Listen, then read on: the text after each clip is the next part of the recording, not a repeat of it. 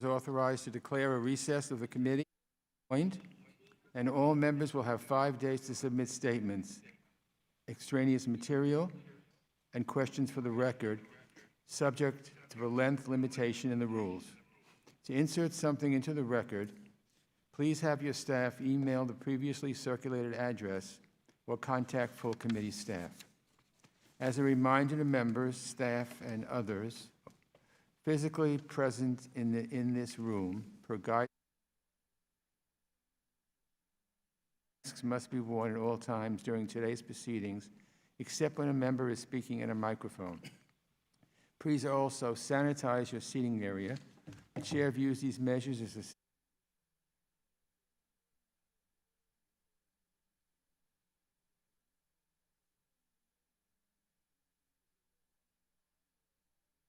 even when you are not recognized by the chair. Members are responsible for muting and unmuting themselves after you finish speaking. Consistent with House Resolution 965 and the accompanying regulations, staff will only mute members and witnesses as appropriate when they are not under recognition to eliminate background noise. I see that we have a quorum, and I now recognize myself for opening remarks. Mr. Barsa, welcome. I'm glad that you are here and that you realize it's important to appear before Congress and answer questions. We have had some difficulty getting administration people to appear before Congress. So your being here is really appreciated. Somebody said it was like spotting a unicorn. Pursuant to notice, the committee is convened today to hear testimony on the Trump administration's foreign assistance budget request for the year 2021 fiscal year.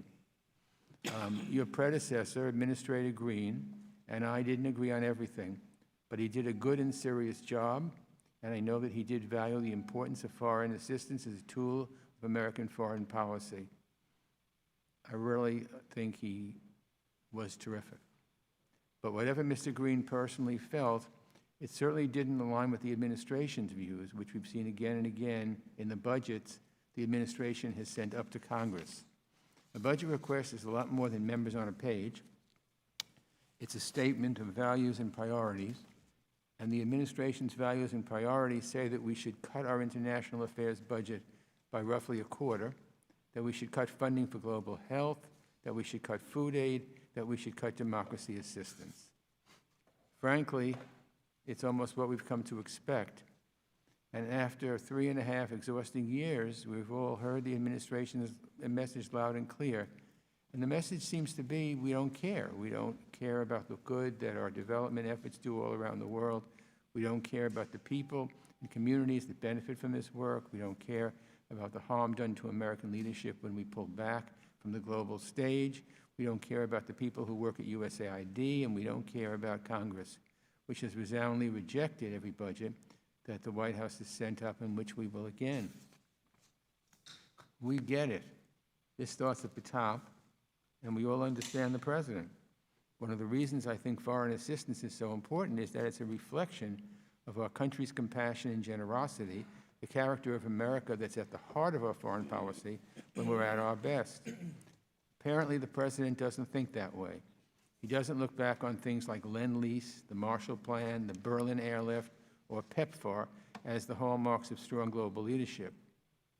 This is a president who praised the Chinese government's tactics after Tiananmen, who writes off most of a continent using a term that I won't repeat here, praising the Chinese government's tactics after Tiananmen. It's really, really off base. So unfortunately, we know what to expect. We know to expect a 50% cut to family planning because the administration's crusade against women's health says it's better for women and girls to die rather than to have access to reproductive services. We know to expect reduced assistance to Central America because the administration has an anti-immigrant agenda that says we should scapegoat desperate people rather than get at the root causes of migration. But what's especially galling about this year's budget that was sent to us is that even in the middle of a global pandemic, one that has come at the cost of nearly 150,000 American lives, the administration wants to still slash funding for global health efforts. The slight increase requested for global health security is good, but it's overshadowed by massive proposed cuts elsewhere. Taken with the administration's withdrawal from the World Health Organization, which, despite its flaws, I believe is the international body best equipped to coordinate a global response to COVID-19, it's almost as though we're waving the white flag. So, Mr. Barsa, I'm afraid you're a nice guy, but you're going to run into a little bit of skepticism today as you try to make the case for this evisceration of our foreign assistance budget. I think we're also going to need answers from you about a number of troubling management decisions that you've apparently made since taking over for Administrator Green. So I'll soon recognize you for 5 minutes to summarize your opening statement, pending which I'll yield to our ranking member, the gentleman from Texas, Mr. McCall, for any opening remarks he has. Thank you, Mr. Chairman, for calling this an important hearing. Acting Administrator, I should say, Barsa, it's good to see you again. Thanks for being here. I want to start out by thanking you and your team and your partners in the field, especially amidst this global pandemic. The tireless work of the men and women of USAID to save lives around the world is critical. The United States continues to be the global leader in foreign assistance spending, supporting economic growth and providing food, shelter, and health resources for the most vulnerable populations. This vital work continues as the world grapples with the COVID-19 pandemic. So far, the United States has provided $1.5 billion to over 120 countries to control the spread of this deadly disease. This commitment builds on over 2 decades of U.S. investments of $140 billion in responding to infectious disease outbreaks and strengthening health systems.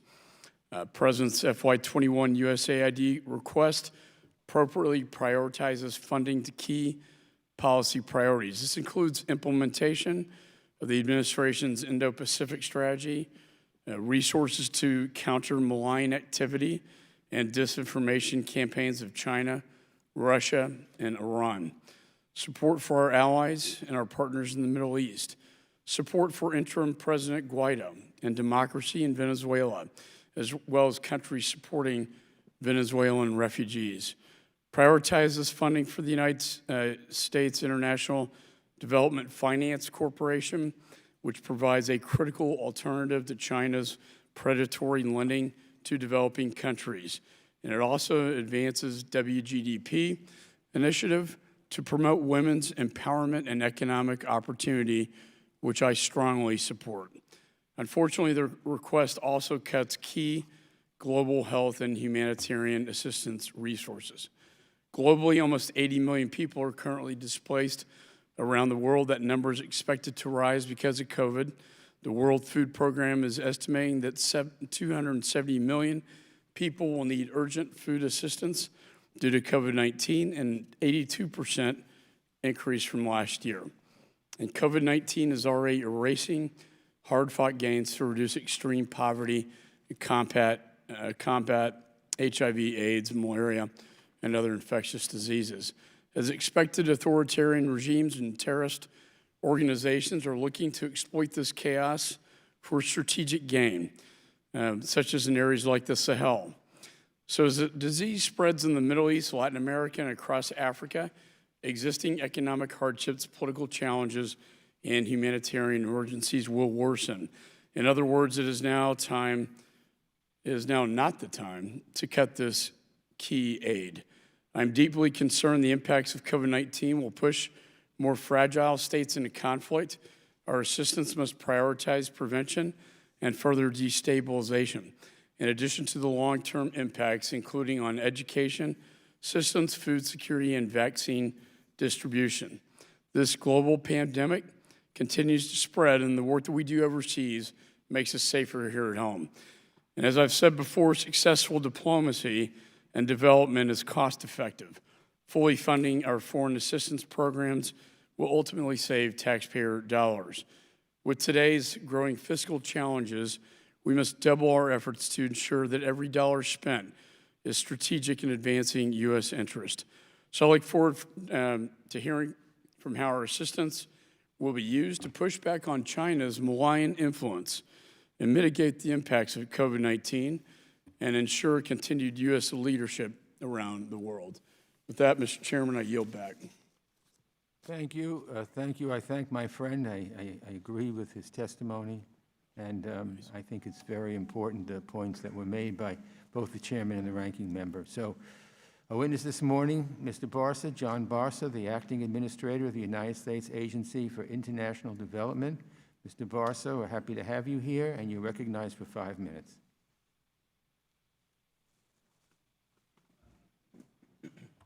Thank you, Mr. Chairman. Chairman Engel, Ranking Member McCall, and members of the committee, thank you for inviting me to testify today. It is an honor and privilege to testify in front of the committee, and I look forward to your questions.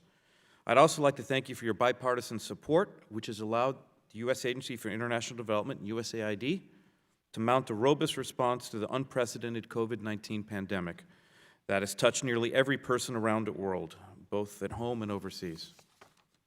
The United States must continue an aggressive, comprehensive response that spans health, humanitarian assistance, and addresses the ongoing second-order effects such as food security, economic growth, and preventing democratic backsliding. I'm committed to doing so, utilizing all available resources, whether current year or future supplemental, and not let any opportunities arise for our adversaries to fill the vacuum in a turbulent world. Every day, USAID's highly professional and dedicated staff work to deliver development solutions and build self-reliance in partner countries, project American values globally, and advance our foreign policy and national security objectives. The President's budget request for FY2021 for accounts that USAID fully and partially manages is approximately $19.6 billion, including $2.1 billion for USAID global health programs and $5.9 billion for the Economic Support and Development, or ESDF, fund. USAID will use these resources to advance U.S. foreign policy objectives by fostering stability in partner countries, promoting free, fair, and equitable societies, and expanding opportunities for American businesses. Our investments will also strengthen our national security by addressing the drivers of violent extremism and combating the spread of infectious diseases, each of which represents a potential threat to the homeland. Faced with COVID-19, America is demonstrating clear and decisive leadership. The United States has mobilized to combat the virus, both at home and abroad, by committing more than $12 billion for the response to this pandemic. USAID has acted decisively since COVID-19 cases first began to arise internationally, working with the U.S. Departments of Defense, Health and Human Services, and State as part of an all-of-America response. With $2.4 billion in emergency supplemental funding generously appropriated by Congress, including nearly $1.6 billion for foreign assistance implemented by USAID and the State Department, we are providing health care, humanitarian assistance, and economic security and stabilization efforts worldwide. This funding is saving lives by improving public health education, training healthcare workers, strengthening laboratory systems, supporting disease surveillance, and boosting rapid response capacity in more than 120 countries around the world. We are providing assistance to support communities and equip them with the tools needed to mitigate the impact of the virus. The U.S. response to COVID-19 builds upon decades of American investments in global health. In the 21st century alone, the United States has contributed more than $140 billion in global health assistance. Over the past 20 years, USAID's funding has helped Gavi, the Vaccine Alliance, vaccinate more than 760 million children, which has prevented 13 million deaths. Last month, the United States committed $1.16 billion to Gavi over the next 4 years, with the goal to immunize 300 million additional children by 2025. The U.S. President's Malaria Initiative, PMI, has helped save more than 7 million lives and prevent more than 1 billion malaria cases worldwide since 2000. America has invested more than $85 billion to fight HIV/AIDS through PEPFAR, the largest commitment by any nation to address a single disease in history. PEPFAR has saved millions of lives in Africa. USAID continues to invest in global health security to address existing and emerging zoonotic diseases, which account for more than 70% of new infectious disease outbreaks. We invested $1.1 billion in this critical area since 2009. Even as last month we declared an end to the 10th Ebola outbreak that has affected the Eastern Democratic Republic of Congo since August 2018, We are now scaling up a response to fight the confirmed 11th outbreak in northwestern DRC. These investments in global health throughout the decades have enabled partner countries to strengthen health systems and democratic institutions, enabling them to better respond to global health crises. We are in unprecedented times with a rapidly evolving situation on the ground in almost every country. We are working aggressively to obligate all of our resources for COVID-19 as swiftly and effectively as possible. At the same time, we want to ensure that we are accountable for the effective use of funds for COVID-19 and are good stewards of taxpayer dollars. As we consider how to prevent the next health crisis, we have to address the root causes of these outbreaks. I remain focused on USAID's efforts on helping partner countries on their journeys of self-reliance and will continue to build on the vision that each one of our programs should be look forward to the day when it can end. Our investments in global health throughout the decades are a cornerstone of this approach. We have learned that outbreaks and epidemics are often exacerbated by failures of governance and transparency. And when we do not address poor governance and conflict, we wipe out investments in health, education, and other basic social services. We also recognize that health emergencies have consequences that can rapidly require broader development assistance, whether support for orphan children, protection against sexual exploitation and abuse, livelihoods, and addressing the deeper root causes of instability in governance. While a hallmark of our journey to self-reliance effort is using analytics to measure progress, we must also measure regression to see how we may need to adjust our programs. Looking long-term, we will remain committed to helping communities in our partner countries through this pandemic and its second and third order effects. The COVID-19 pandemic is not simply a health crisis, and our response cannot be just a health response. We must use the totality of development tools at our disposal as well. To focus on how to best operate in the COVID-altered world, I established a temporary agency planning cell, an executive steering committee called Over the Horizon, to guide the effort. While the USAID COVID-19 Task Force manages near-term challenges arising from the pandemic, the Over Horizon team will perform research, conduct outreach, and prepare analyses around key strategic questions to help USAID prepare for lasting challenges to the developmental and humanitarian landscape in the medium to long term. It will then provide this information to the Executive Steering Committee, composed of senior leaders from across the agency who will craft recommendations for my consideration. We are already planning for the medium and long-term impacts of COVID-19, and because I'm committed to make sure that USAID will remain a trusted partner, the preferred partner in countries across the world. Again, I thank you for this opportunity to testify before you, and I look forward to your questions. Thank you very much for your testimony. Let me say this.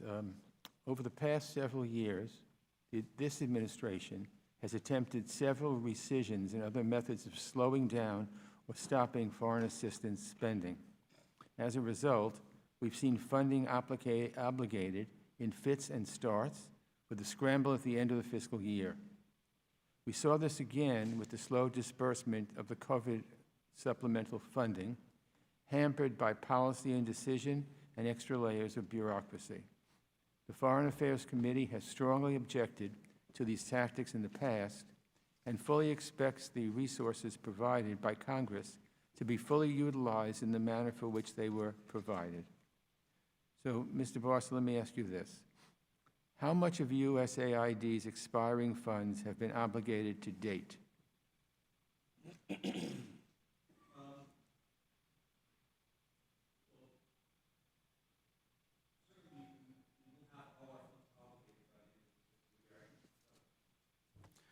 Congressman, I don't have the exact figure in terms of the number of funds to date, but I know we're making good progress, and we certainly expect to have all of our expiring funds obligated by the end of the fiscal year. Well, let me say this then. Do you commit to obligating all expiring funding as well as current supplemental COVID monies before the end of the fiscal year? Certainly that is the goal. That is the direction given to my staff, and I look forward to working closely with you and your staff to keep you apprised regularly as to progress we're making towards that goal. Thank you. If Congress provides additional COVID supplemental funding, how will you ensure that the money will get out the door where it's urgently needed? Certainly, we have had this has been a learning process. This pandemic just has affected the entire world. So I'm happy to say that as a learning organization, we have improved our processes for getting money out the door expeditiously. So we're very grateful for the Congress's generosity with the past supplementals. Should there be another supplemental, I'm very confident that we have the systems in place to get money out expeditiously in a responsible manner. Well, thank you. As I alluded to in my opening statement, there have been several recent management decisions under your leadership at USAID, and some of those are very troubling to myself and some of my colleagues. The recent influx of appointees serving in your agency with a record of homophobic, anti-immigrant, Islamophobic, and other derogatory comments appears to be in direct contradiction to the agency's aims and an affront to the dedicated career staff who serve at USAID. So is this the kind of person you want representing USAID and the American people? What message are we sending to USAID employees by allowing appointees like Merritt Corrigan, who has referred to a homo empire, quote unquote, and the quote, false pretense of women's equality with men, unquote? Those are obviously troubling to us. I hope it's troubling to you, and I hope that that's not allowed to continue. Congressman, what I could commit to you and your colleagues on the committee is that all USAID employees, regardless of hiring category, are held to the same high moral, legal, and ethical standards that USAID has always had in place. Okay, thank you. I now turn it over to our ranking member, my friend, Mr. McCall. Thank you, Administrator. You said my consulate in Houston just got closed yesterday. And the Chinese Communist Party has been doing this for decades. They've been stealing intellectual property. They are currently trying to steal the research and development for our vaccine for COVID-19. A virus that they are responsible for coming out of Wuhan, China, and now they want to steal our vaccine to save the world. The irony is just mind-boggling.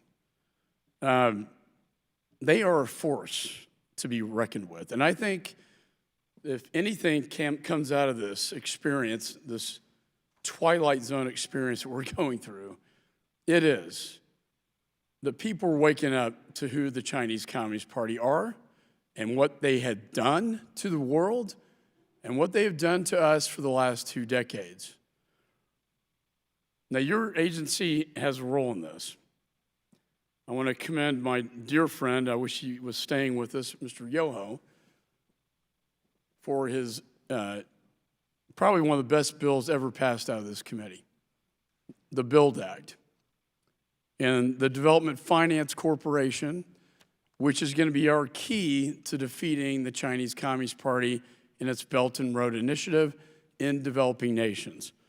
And so my question to you is, I think the DFC has a major role. I think Adam Bowler's doing a great job. I do think Congress should fully fund the DFC. The DFC, after all, does return on its investment. It's one of those departments or agencies that actually doesn't spend all the money. Actually, money comes back to the Treasury. I mean, how about that? So my question to you is, I see USAID, there are other entities like Exim Bank, but can you explain to me how you can transform your agency to work more effectively in this countering Chinese Communist Party initiative that the DFC is taking on right now?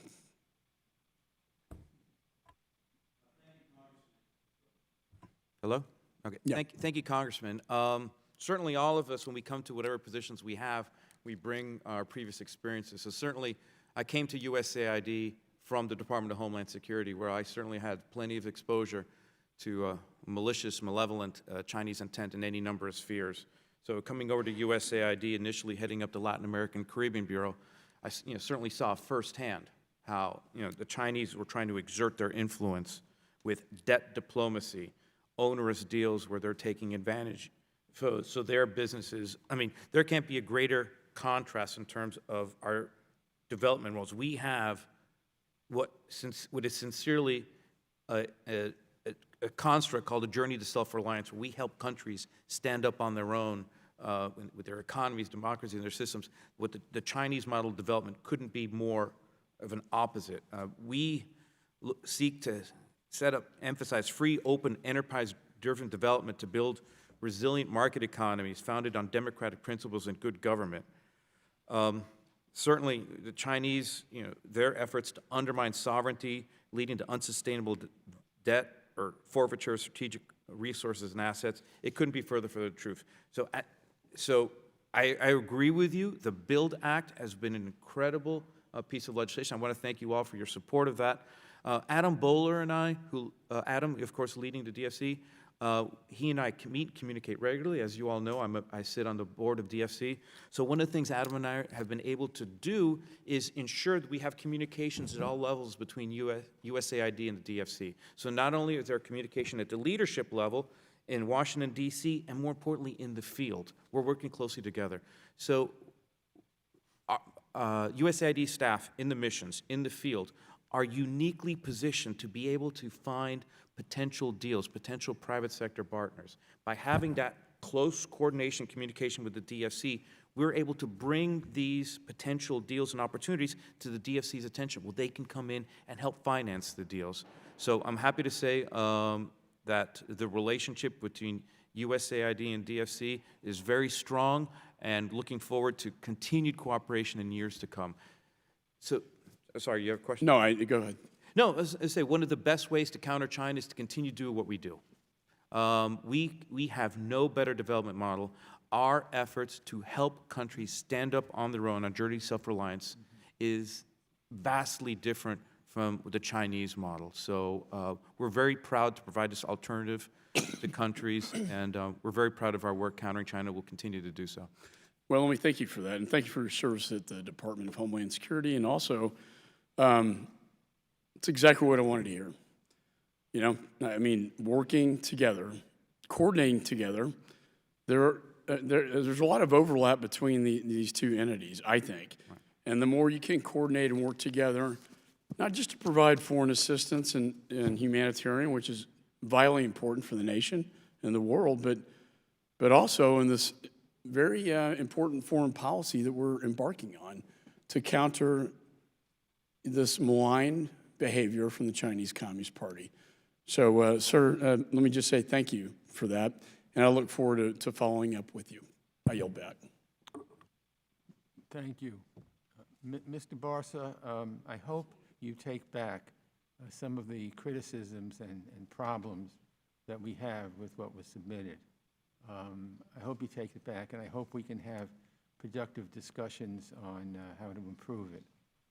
We met with Mr. Green all the time, and came up with putting our heads together and coming up with good things that are needed. So I hope we can establish that with you as well.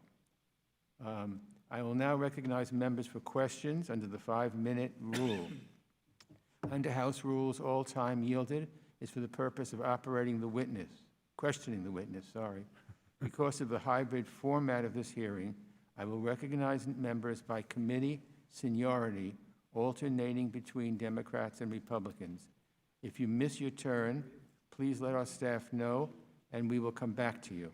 If you seek recognition, you must unmute your microphone and address the chair verbally. I'll begin by recognizing myself for 5 minutes.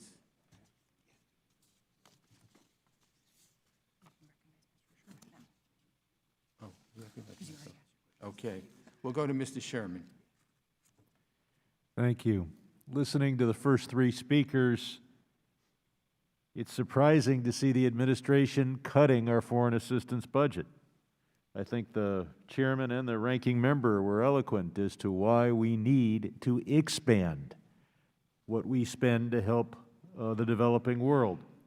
And the acting administrator explained how the money that we do spend is spent effectively.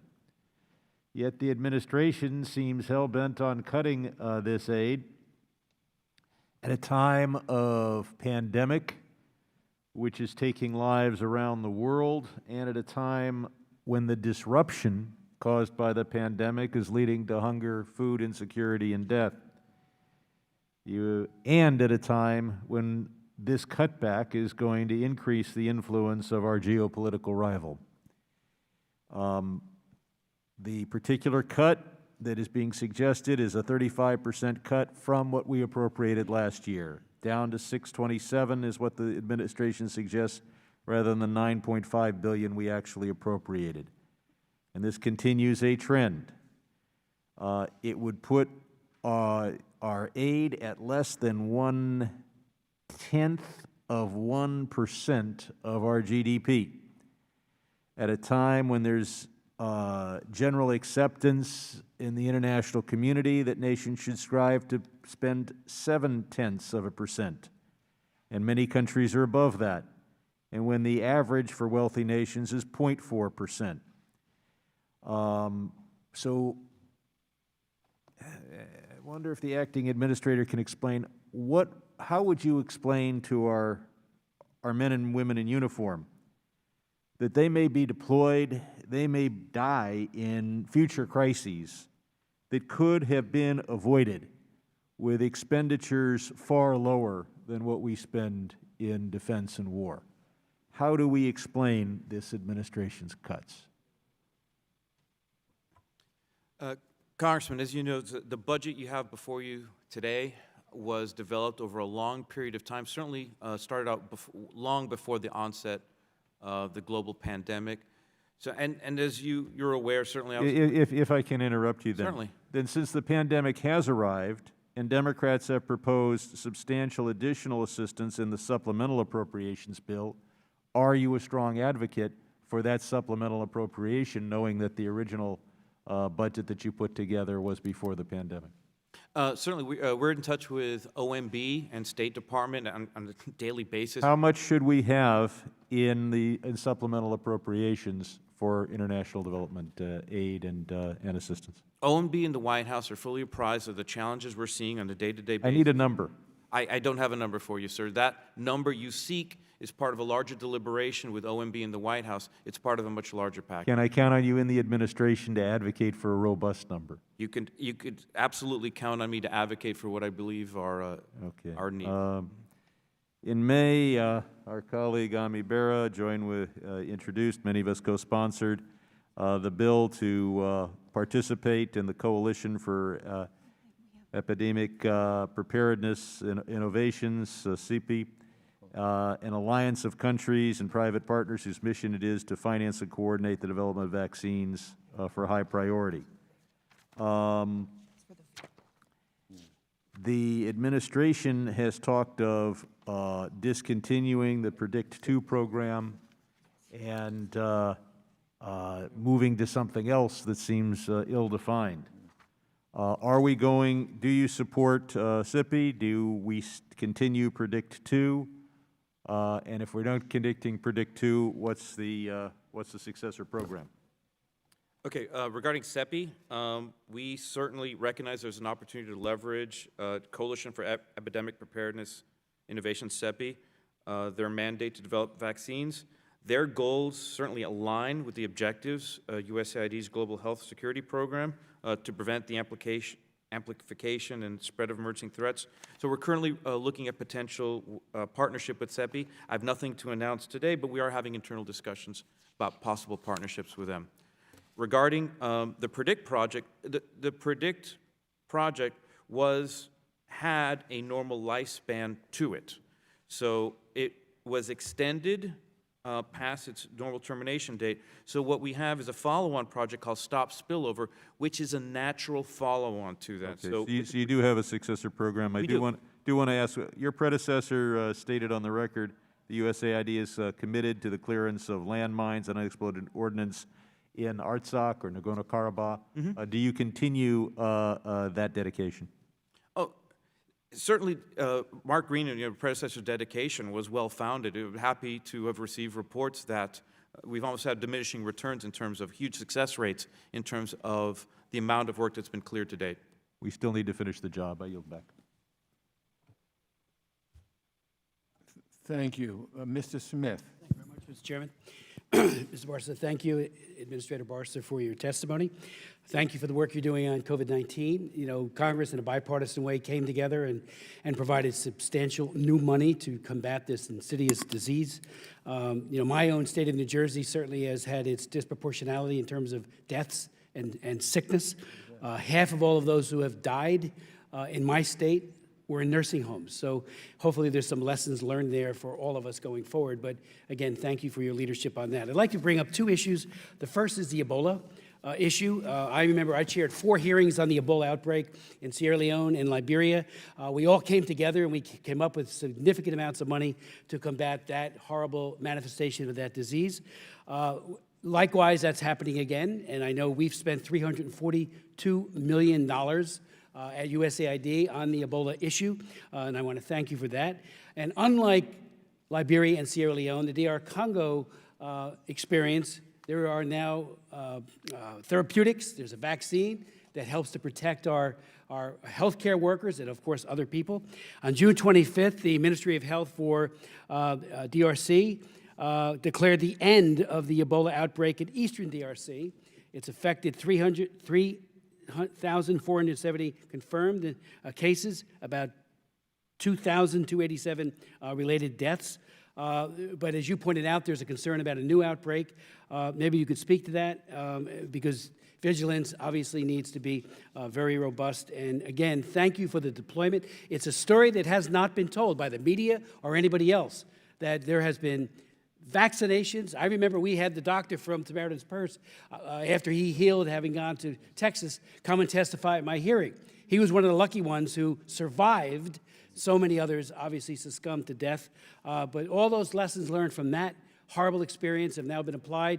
And our government, under both administrations, the previous and this one, continue to work hard to find therapeutics and vaccines. So you might want to speak to that. Secondly, on the desert locust crisis, I've introduced a bill, Joyvo, my good friend and colleague from California, that frankly sets up a working group to try to be proactive on this locust problem.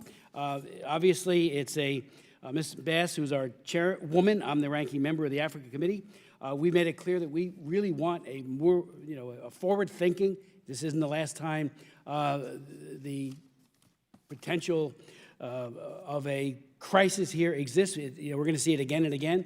So this working group would come up with best practices on eradication, hopefully on killing these bugs before they ravish the crops. And the food insecurity issue, FAO and others have all pointed to, a looming crisis, but I still don't think we've done enough. I'm not saying you, but I think as a world, we've put $20 million into the effort, but perhaps you could speak to that as well, because you and I have talked so many times over the last 5 months. Kip Tom, who's our ambassador to the UN food agencies, talked to him several times as well. This idea of a new bill, and thankfully the chairman's putting it on the docket for next week, would create a working group that would really, hopefully, be forward-thinking and do even more to mitigate this crisis. Thank you, Congressman, and thank you for your longtime support of USAID. It truly is the honor and privilege of a lifetime to lead the talented men and women of USAID, specifically when you see how, for the Ebola, for our disaster assistance response teams, the way they deploy into the face of whatever crisis, and the way, as you mentioned, Ebola, the Herculean efforts in combating Ebola. We're so happy to see that, while the outbreak in eastern DRC, has ended, we remain very concerned and vigilant. We're monitoring nearly 1,200 Ebola survivors in the East DRC. We're monitoring the new outbreak in the Northwest DRC, and we're always on the lookout. We're cognizant of the constant threats of new Ebola outbreaks occurring not just in the DRC, but other African countries as well.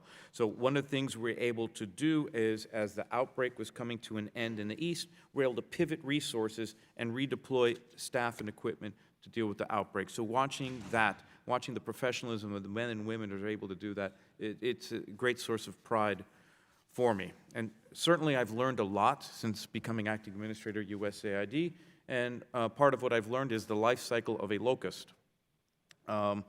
Certainly, with the economic contraction and the pandemic, food insecurity is very much on my mind, particularly in Africa.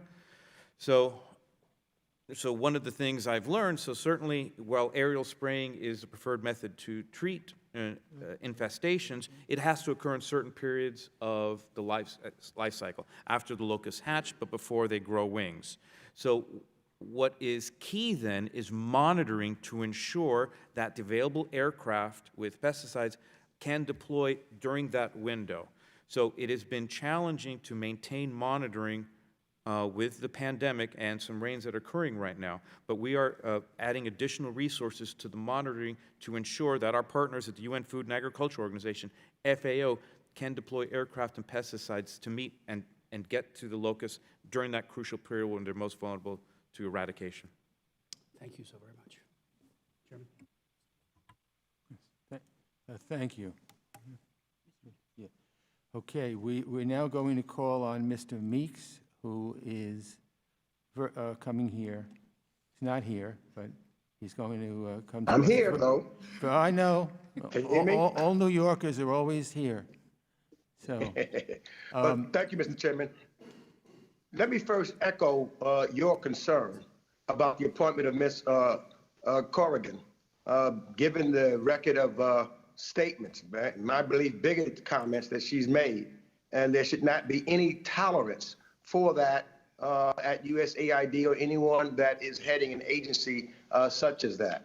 So I want to, first say that I strongly support your comments earlier, and it's particularly important because most of us, just about all of us in the United States Congress this week are very heavy-hearted and have a very heavy heart today with the passing of a great American and a true humanitarian, Congressman John Robert Lewis. And annually, Representative Lewis and I, along with Representative Hastings, have proposed language to the State and Foreign Operations Appropriations Bill supporting efforts to foster diversity and inclusion in international affairs and provide protection for minority and indigenous populations abroad. So this year is no different. And in my estimation, there is no greater way to honor and continue Representative Lewis's legacy than by bolstering diversity and inclusion initiatives here in the United States and abroad. I'm going to have probably more questions than I expect we'll be able to, Mr. Ambassador Barsa, you'll be able to answer.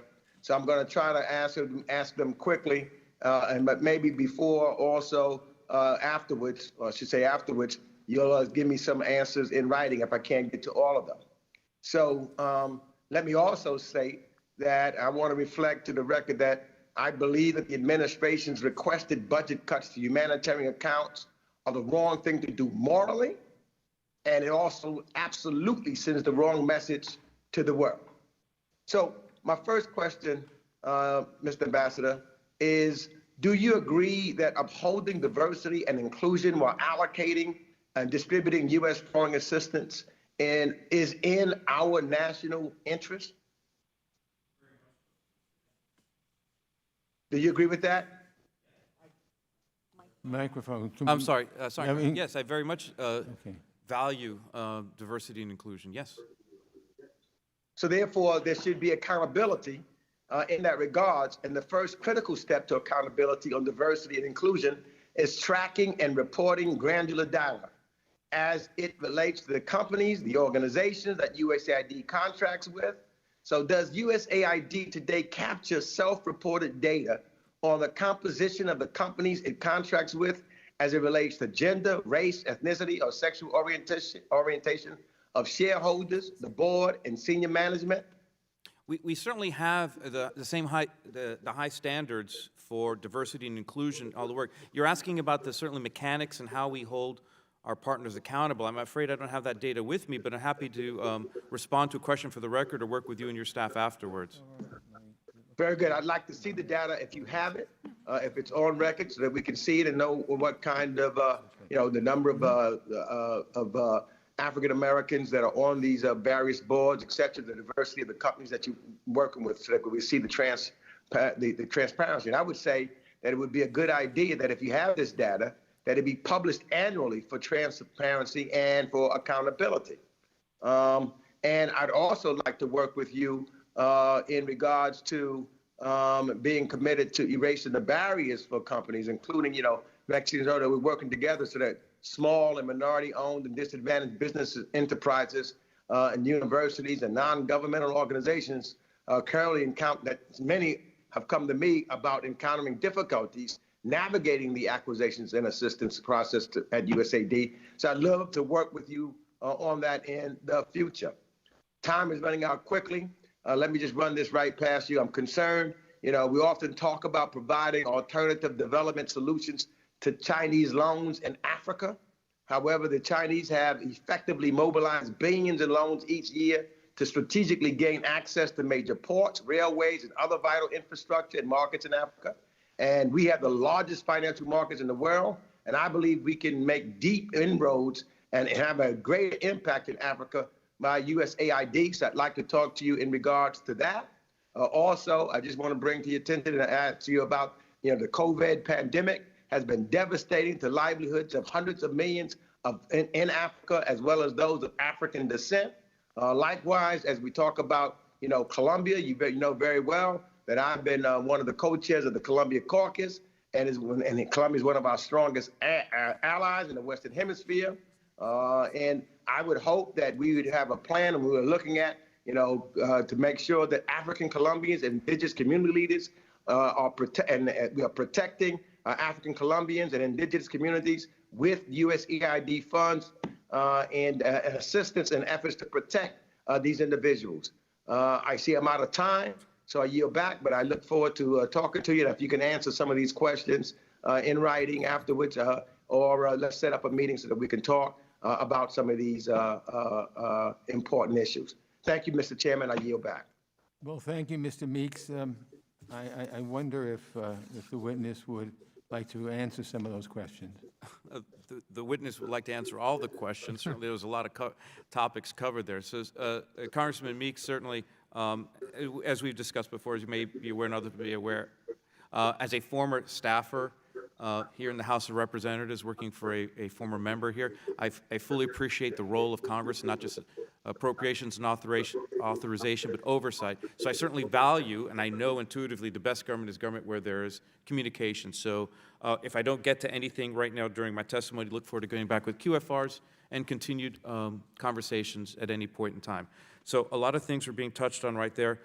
Certainly, and I'll try to get them in order, regarding infrastructure investments by the Chinese in Africa. Certainly, as we've discussed before, the partnership between USAID and the DFC is key in terms of helping identify other investments that we can make. One of the best things we can do to counter Chinese influence, Chinese investments, is to gather information of onerous deals where the Chinese take advantage of other countries and their vulnerabilities and share that with other host countries so they don't go down the same path and allow the Chinese to take advantage of them. So we do work on the information sharing. We also work on alternatives to development investment. Regarding Afro-Colombians, so certainly heading up the Latin American Caribbean Bureau, when I traveled to Colombia, it was a great honor and privilege to meet with Afro-Colombian leaders within Colombia and other groups that have been traditionally disenfranchised. And I was proud to see the work USAID does in empowering them and helping ensure they are fully integrated into the economy and society. So I'm pleased with the work going in Colombia. Understand there's more to be done, but I'm very proud of the steps we've made. Congressman, there was another issue. I should have written it down. But anything I haven't got to, happy to respond to QFRs or follow-up meetings or phone calls. Yeah, there were a few other questions that Mr. Meeks had, and so we'll follow up with you. Okay, happy to. Thank you. Mr. Chairman, will the chair yield for a question? What? Who is it asking? Oh, well, I'm about to call on Mr. Chabot because he was here. So no. Well, I'm willing to, Mr. Chabot? Yeah. Go ahead, if it's quick, yeah. Go ahead. Yeah. Go ahead, Brian. Thank you, Go ahead, Mr. Mr. Chairman. It was Mayor. simply a question. Mr. Meeks was looking for diversity Oh. numbers, and I was wondering, is there a metric that Mr. Meeks wanted to see met, not just these numbers out of the blue? Was there an expectation, maybe Mr. Meeks could answer that later on somebody else's time, but that was the question. What number does he want to see met for all of those things that he was asking about? All right, thank you, Mr. Mast. Mr. Chabot. Thank you, Mr. Chairman, for holding this hearing, and thank you, Mr. Barsa, for being here today and answering our questions. A number of us on both sides of the aisle have done a lot of work on the Rohingya genocide over the years, and I want to particularly recognize somebody who's not here or somebody that's not in Congress anymore, and that's Joe Crawley, who had been very involved in this for a long time, and I'd worked directly with him. I can't tell you the amount of work and how committed he was to this cause. There's a lot of other people, but he's not here to pat himself on the back, so I will. I mean, he was very committed, and he's a real loss to this institution, I believe. But so I was hoping that you could update us, Mr. Barsa, kind of on what's going on. What's the outlook on the intermediate, long-term for the Rohingya, and how does the administration's budget request reflect efforts to support the Rohingya, as well as to hold the Burmese military accountable and alleviate the desperation of 1 million Rohingya refugees who are currently in Bangladesh rather than in their own country? Thank you, Congressman. Certainly in relationship to our government-to-government contacts, I would have to refer you to the State Department.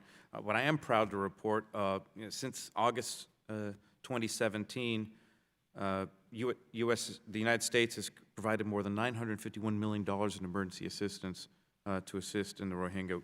This support is to the refugees, the affected host communities in Bangladesh, and multiple conflict-affected populations within Burma with humanitarian development assistance. We work with impacted host communities by providing support and development assistance. For example, 17% of the people in Cox's Bazar live below the extreme poverty line, which is a full 5% higher than the rest of the community, the rest of the country.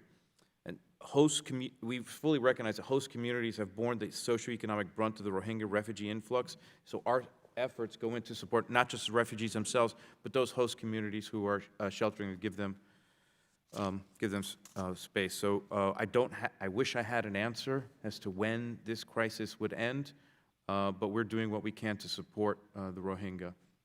Thank you very much. With all that's going on around the globe and in this country, it's easy for us not necessarily to remember those people, but there are an awful lot of people suffering. So, and I know the administration is committed to improving that, and we want to thank you for that. I'll move to another line. Last year, Congressman Connolly and I, in a bipartisan manner, introduced the Global Health Security Act, which I'm pleased to say was included in this year's NDAA, National Defense Authorization Act, in which, among other things, affirms U.S. commitment to the global health security agenda.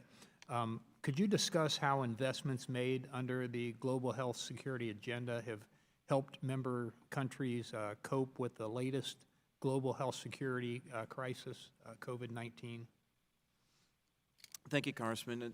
The United States of America and the United States people, by extension, are the most generous people in the history of the world. So our investments over decades in global health have enabled countries not just to deal with a crisis or an outbreak at hand, but to build infrastructure and capacity.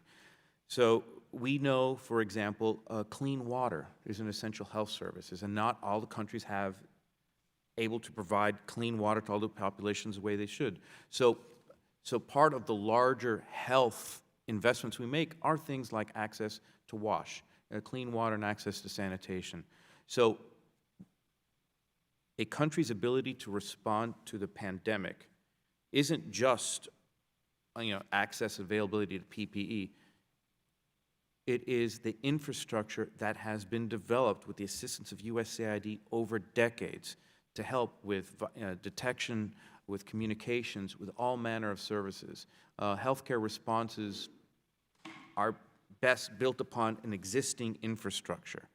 And so we're proud to be, I'm proud to be leading the agency, Thank you. Absolutely. And I'm trying to get one more question in, so I'll cut you off there. I apologize. But the United States can't solve every problem. We wish we could, but we can't solve every problem around the globe. Could you identify some problems that you took a hard look at when crafting this budget and said this is just a problem the taxpayers couldn't or shouldn't have to foot the bill?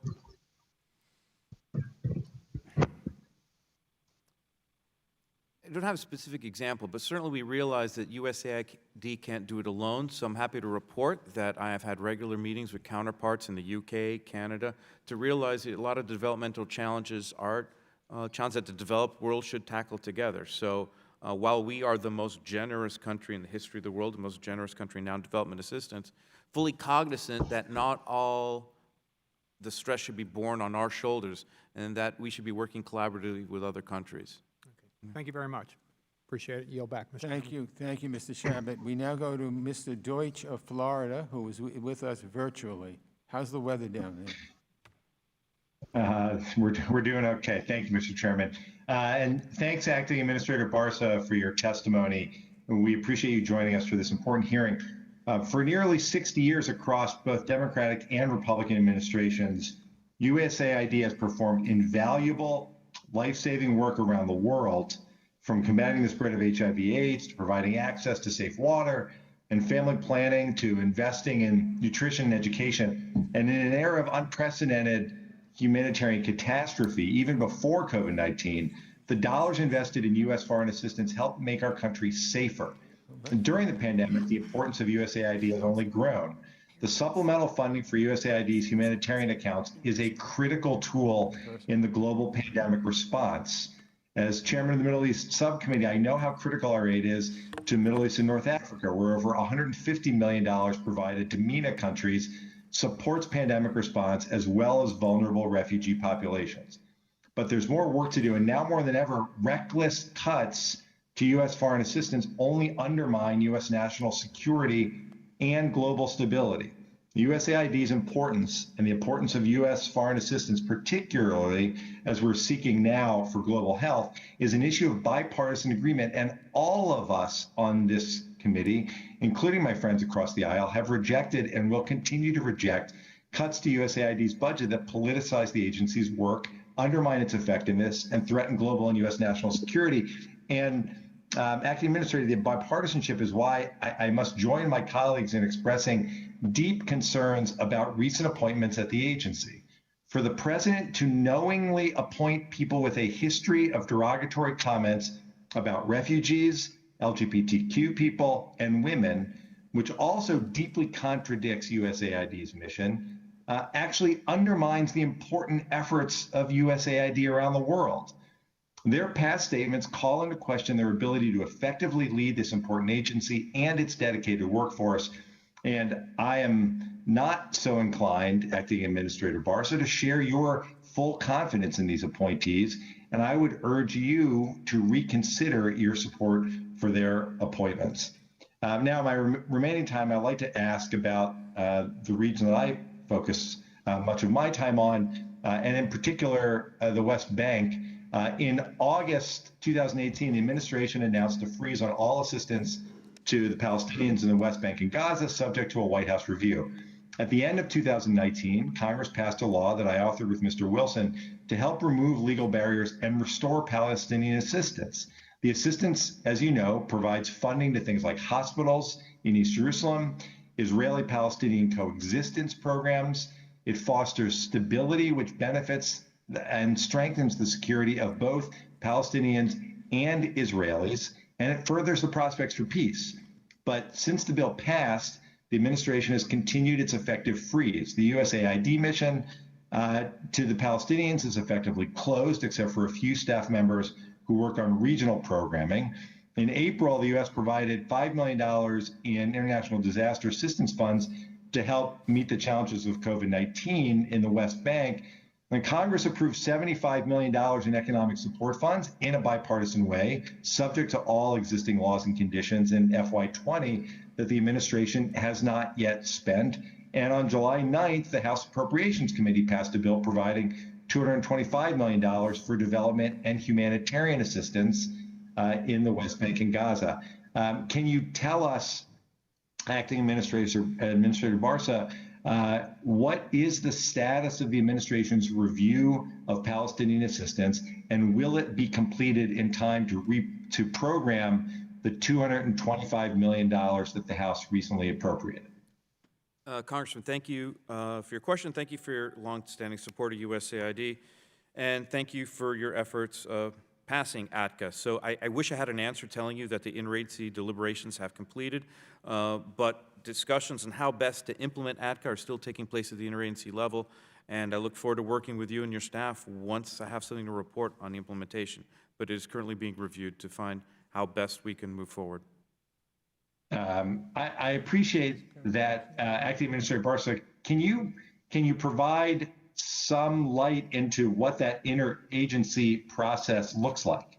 Who has reviewed? Who still hasn't reviewed? What needs to happen for that to be completed?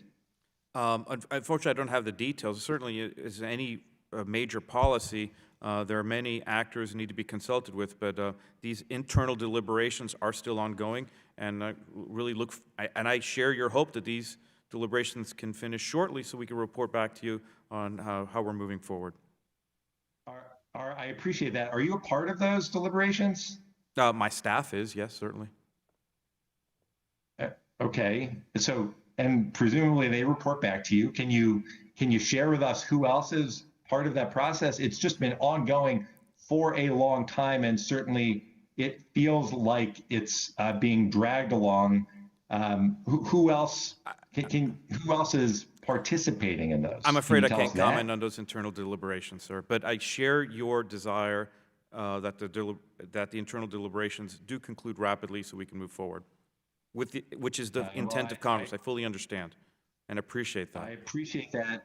Again, the goal is to strengthen security and stability to advance the prospects for peace. That's what this funding can do if we can get through this process once and for all. And I appreciate your commitment to help see it through, and hopefully quickly. Thanks, Mr. Chairman. I yield back. Thank you, Mr. Deutsch. We now go to Mr. Perry.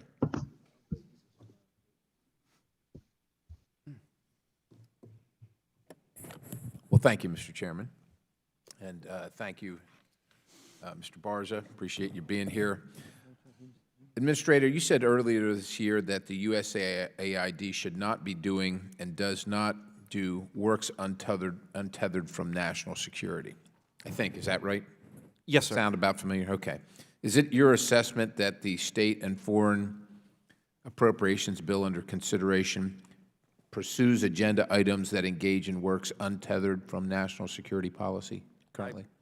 I haven't seen the details of the legislation, but certainly it's my belief, certainly conversations with other members of the interagency, we're all in agreement that USAID is the method of smart power or soft power. Since our inception in 1961, USAID has played a role in the national security apparatus, and we're proud to do so. Anything in particular that you would like to elaborate on based on your experience that you've seen in the past that you would prefer not to, for us not to continue to engage on, or expectations you have in the conversations that you've had about what we will be forced to engage in based on the agenda in the appropriations bill as you understand it? I'm afraid I'm not quite sure I understand your question, sir. So is there anything that we're going to fund Yeah. and force USAID to do in the past that we shouldn't be, or that you think that we're going to be? I'm not cognizant of anything. Okay, all right. How do you think that USAID can help counter the malign actors like Russia and China in the Arctic? Well, in the Arctic, that's a little bit outside of my zone. I certainly do not have a mission in the Arctic, so I'd have to maybe perhaps defer. Should we? I'm serious. I mean, they're there, and you're an instrument of national diplomacy and national security, and you're not present, right? But they are. In terms of economic development program, soft power projection, no, I am not currently in the Arctic.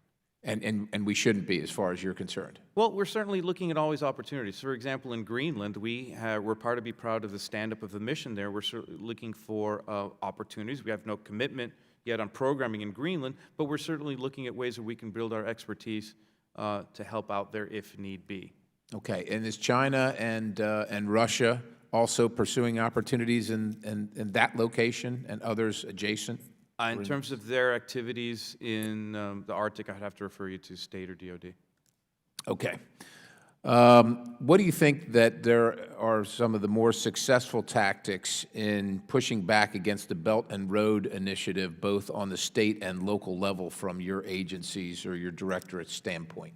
I think one of the best things we could do to counter the Belt and Road Initiative is to communicate. As I said previously, one of the best things we have to counter China is to let people know and build awareness about our true and honest pathway to self-reliance. Our development models could not be more diverse. So certainly when I was leading the Latin American Caribbean Bureau, one of the things I was emphasizing was information sharing within the Western Hemisphere.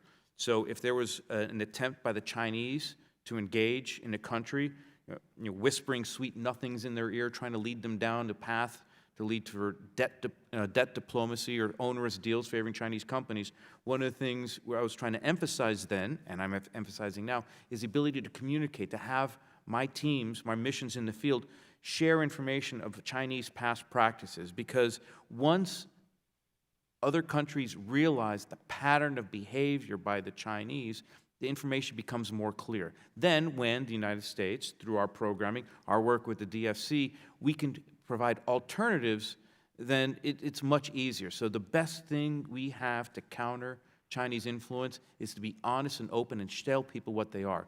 Faulty PPE during the COVID pandemic, deals that only favor Chinese companies. There is a slew of evidence to show that our model is the preferred model. Do you think you've been successful? I mean, does it work? Because obviously the communication, I would agree, is important, but money talks, right? And most of these places, they're very aggressively seeking financial assistance in that regard. And so while the rhetoric and the track record is certainly viable, but money talks. So how successful have you been? We've been pretty successful. So, so money does talk, but then there's the short-term money. It's like, okay, you can get a whole bunch of money from the Chinese right now, but long-term, to show that you're going to be strangled by debt for decades and you're going to lose sovereignty and autonomy, that's part of the thing. So part of what we try to do by communicating is realizing, hey, this short-term check you're going to get from the Chinese, you're going to be paying that back for decades. You're going to lose autonomy. You're going to lose sovereignty. So money does talk. So part of what we try to do is to communicate the long-term financial implications and the political implications. Thank you, Mr. Perry. We now go to Mr. Keating virtually. Thank you, Mr. Chairman. Acting Administrator, you say you coordinate with the Department of Defense and Health and Human Services. I'm on Armed Services as well. Were you notified in February when, for the first time in our history, a pandemic was put us on a level 1 alert from the Department of Defense? Did they communicate to you if you coordinated? Certainly, I had in February. I was still leading the Latin American Caribbean Bureau of USAID, so I'm afraid I don't have any answers as to what may have been communicated with the DoD at that time. Happy to provide an answer for the record. Thank you so much. I also chair the subcommittee. We've had hearings on Europe and Eurasia. Our allies have come together in unprecedented ways in Europe surrounding the COVID-19 pandemic. Don't we have a force multiplier in general and specifically on this by working with our closest allies? Oh, we do, absolutely, sir. Do you think it undercuts everything you've said this morning? In that case, when there was a global response pledge by these allies, and looking at North America alone, Canada was a co-chair. Even Mexico participated in this, yet the U.S. is absent. 47 countries pledging to this, and do you think that undercuts our efforts? We're sending at best a mixed message. Can you explain why that's in our best interest not to work with our allies on the global response pledge?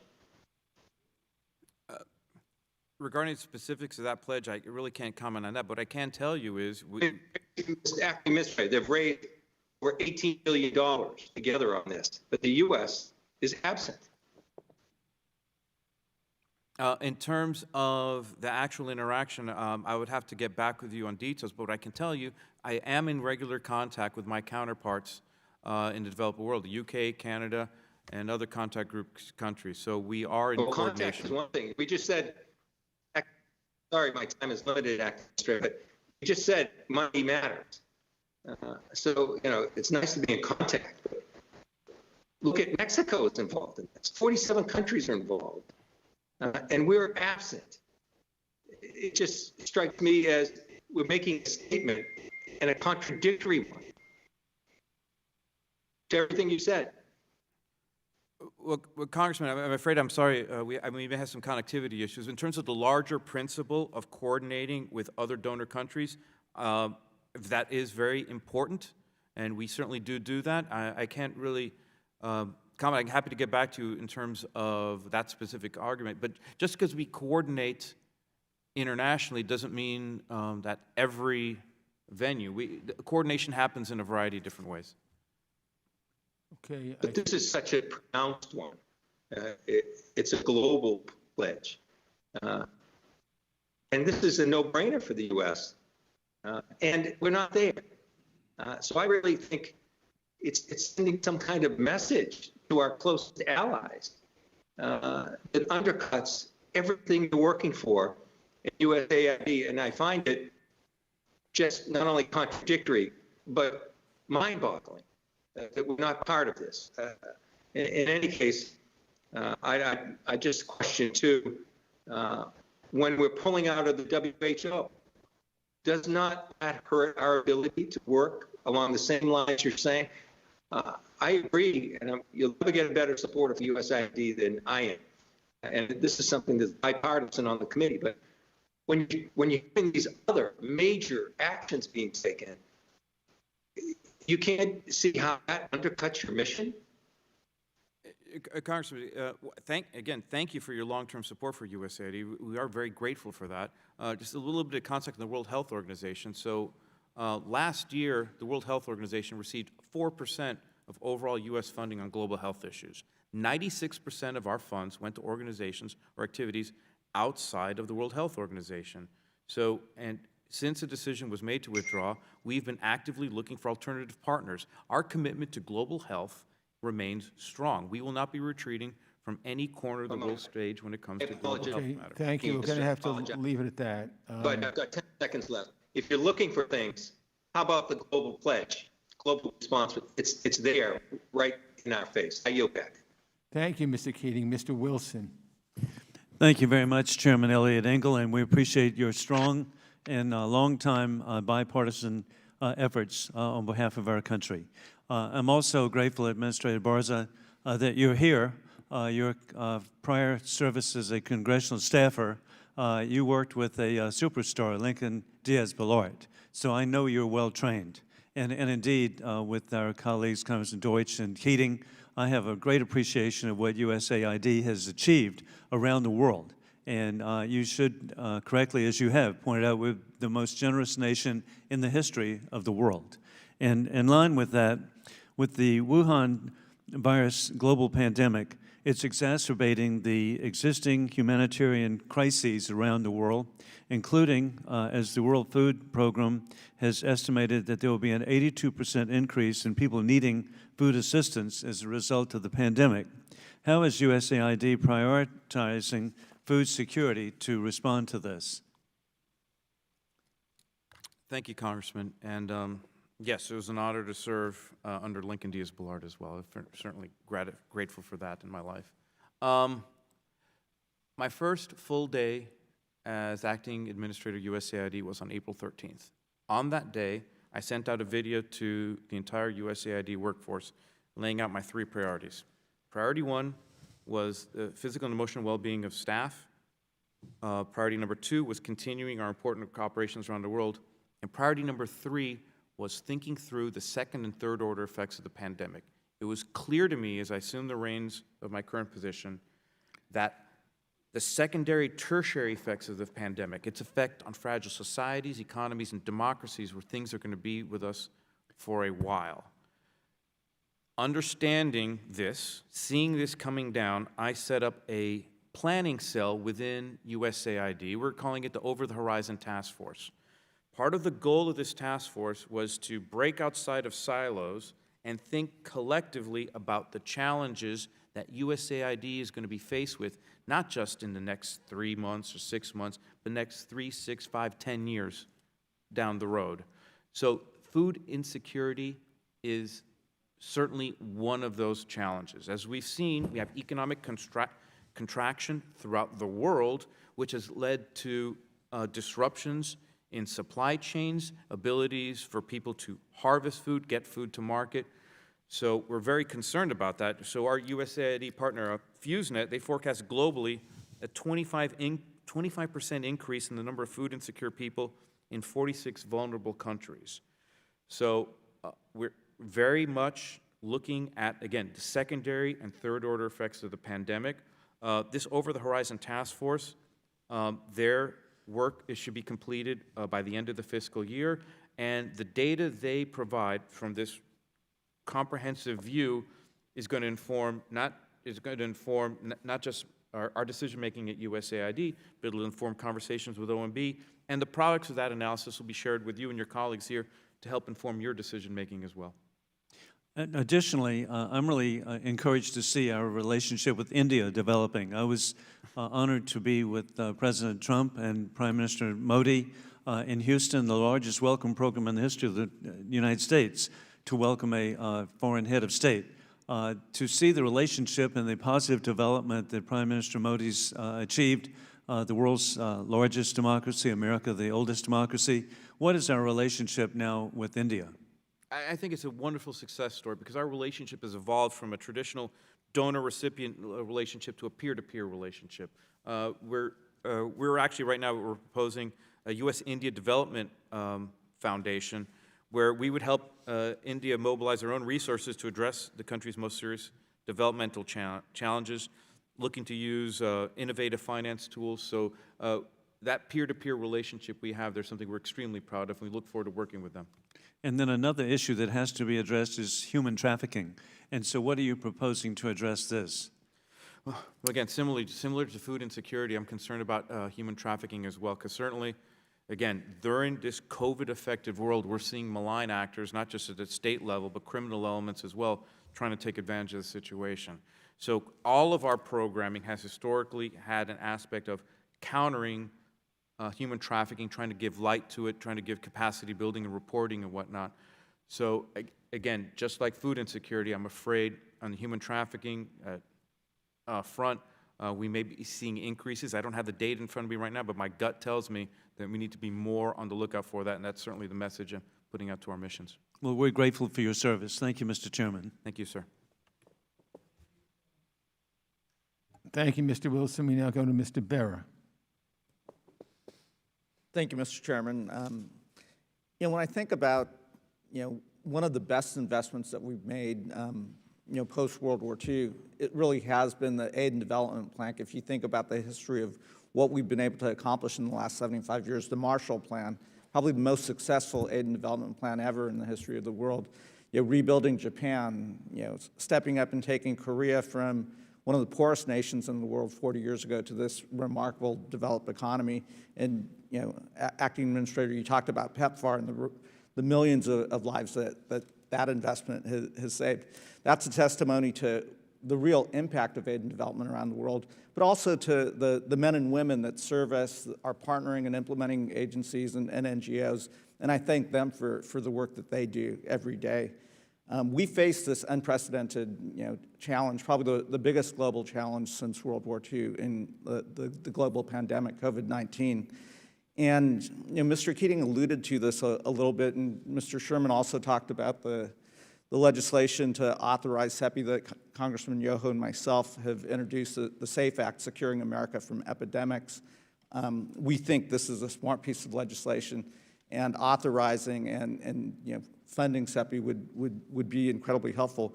We also know the global alliance that's coming together with Gavi and CEPI, and I appreciate your mentioning Gavi in your opening remarks. Part of this is the COVAX pillar, which is part of Gavi's initiative. When we think about it, there's roughly 200 COVID-19 vaccines currently under development around the world. And that's why we need something like this COVAX pillar.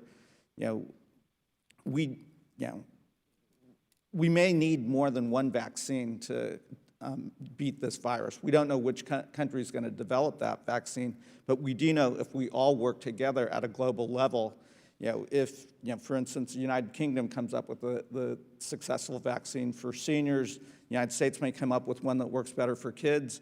We've got to all work together. And, I think the president said it, Dr. Fauci said it, and as a physician, I believe that until we find a safe and effective vaccine, manufacture not 300 million doses for the United States, but 6 to 7 billion doses potentially for the world, and then distribute and vaccinate the world, we won't defeat this virus. So, I think that's why it's incredibly important for us to be part of this global alliance with Gavi, with CEPI, et cetera. And, it's kind of this principle of safety in numbers that, we don't know which vaccine is going to work, and we can pool resources from around the world. It doesn't preclude what the administration's doing in terms of bilateral agreements. I believe it's complementary to some of these bilateral agreements with the manufacturers. Acting Administrator Barsa, would you share that opinion that it's important for us to be part of this global vaccine coalition, and how best can we engage in this? Oh, absolutely, I do agree with you. Certainly, we're proud of our work with Gavi, and again, for CEPI, we are looking at ways we could potentially partner with them.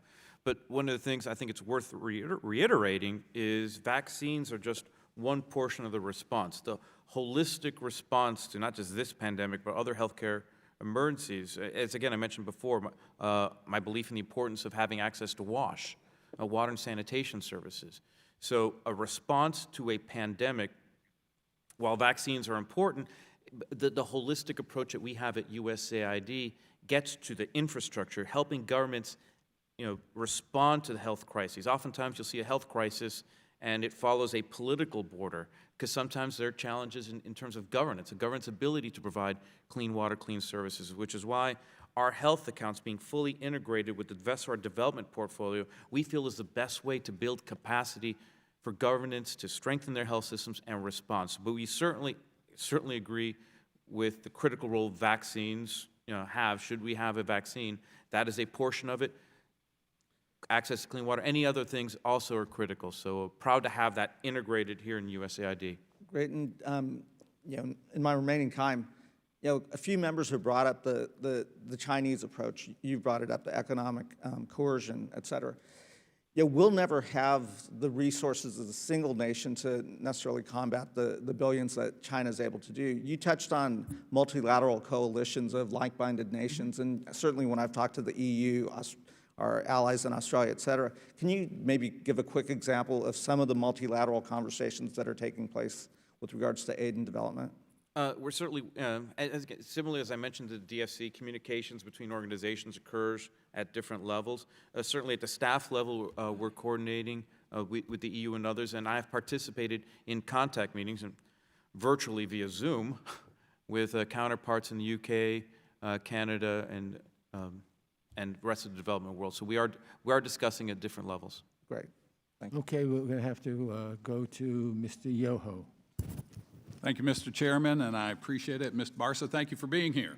I appreciate the accolades Mr. McCall said about the DFC, but that was a team effort. That was this body, that was Congress working the way it's supposed to on a bilateral, bipartisan manner. And we need to continue that because we're focusing on what's best for America. And if we do that, things work out a lot better instead of dividing. What the DFC does need, and that's for all the members here, is it's critical that it has equity authority.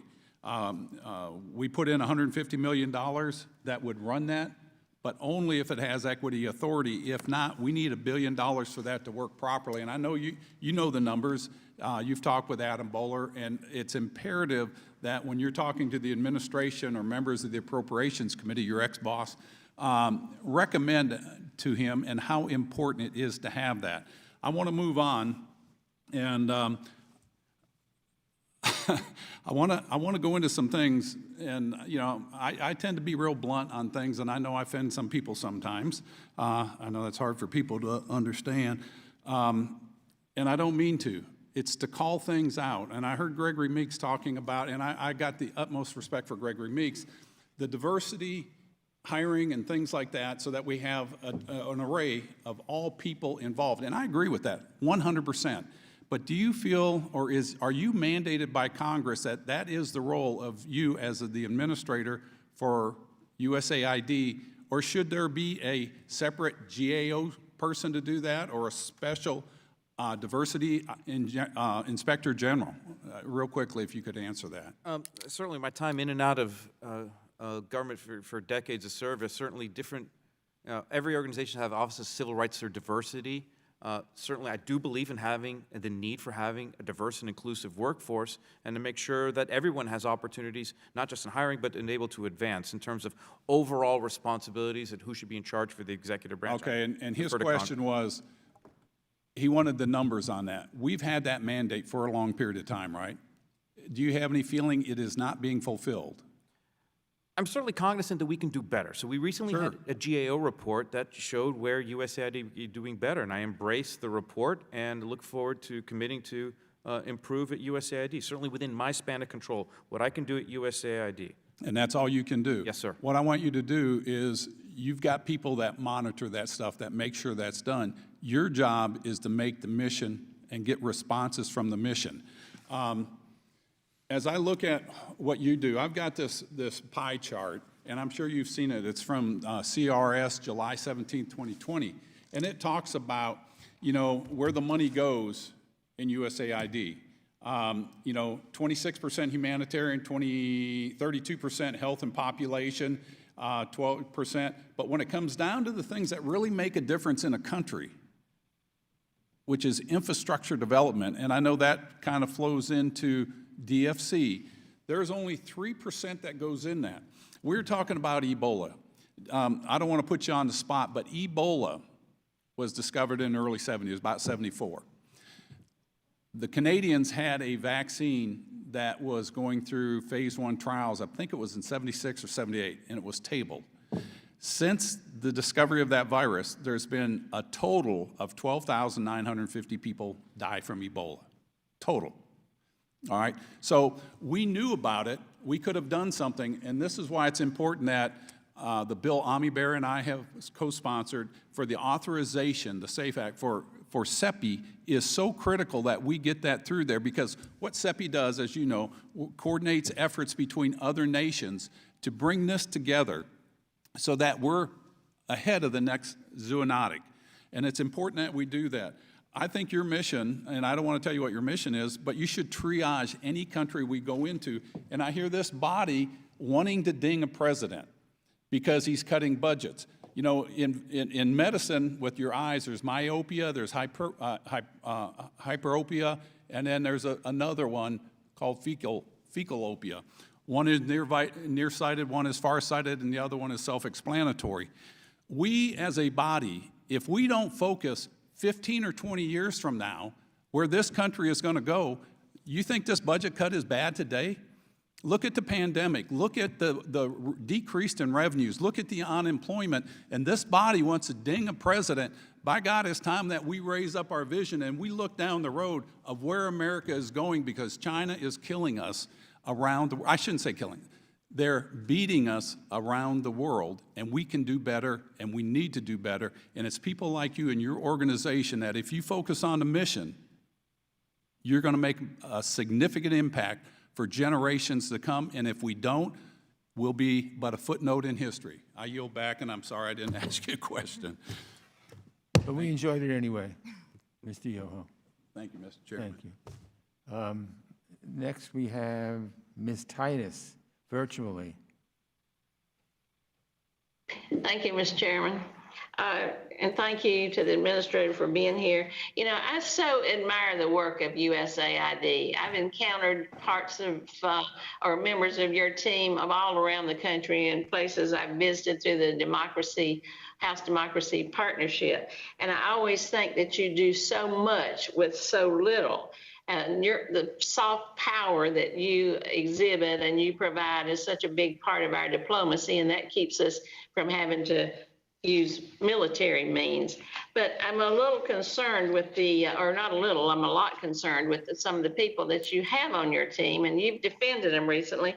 And I know that Merritt Corrigan has been mentioned, but she's not alone as somebody who has made statements that are contrary to, I think, what should be the goal or the mission of USAID, indeed what has been stated as the mission. You've got Merritt Corrigan, who called the U.S. a homo empire with a tyrannical LGBT agenda and said that women's biological imperative is to be mothers. You got Mark Lloyd, and he is the new religious freedom advisor who has shared numerous Islamophobic posts to his Twitter and Facebook pages, even called Islam a barbaric cult. And then there's Patrina Mosley, who is advisor to you on the Center of Excellence on Democracy, Human Rights, and Governance.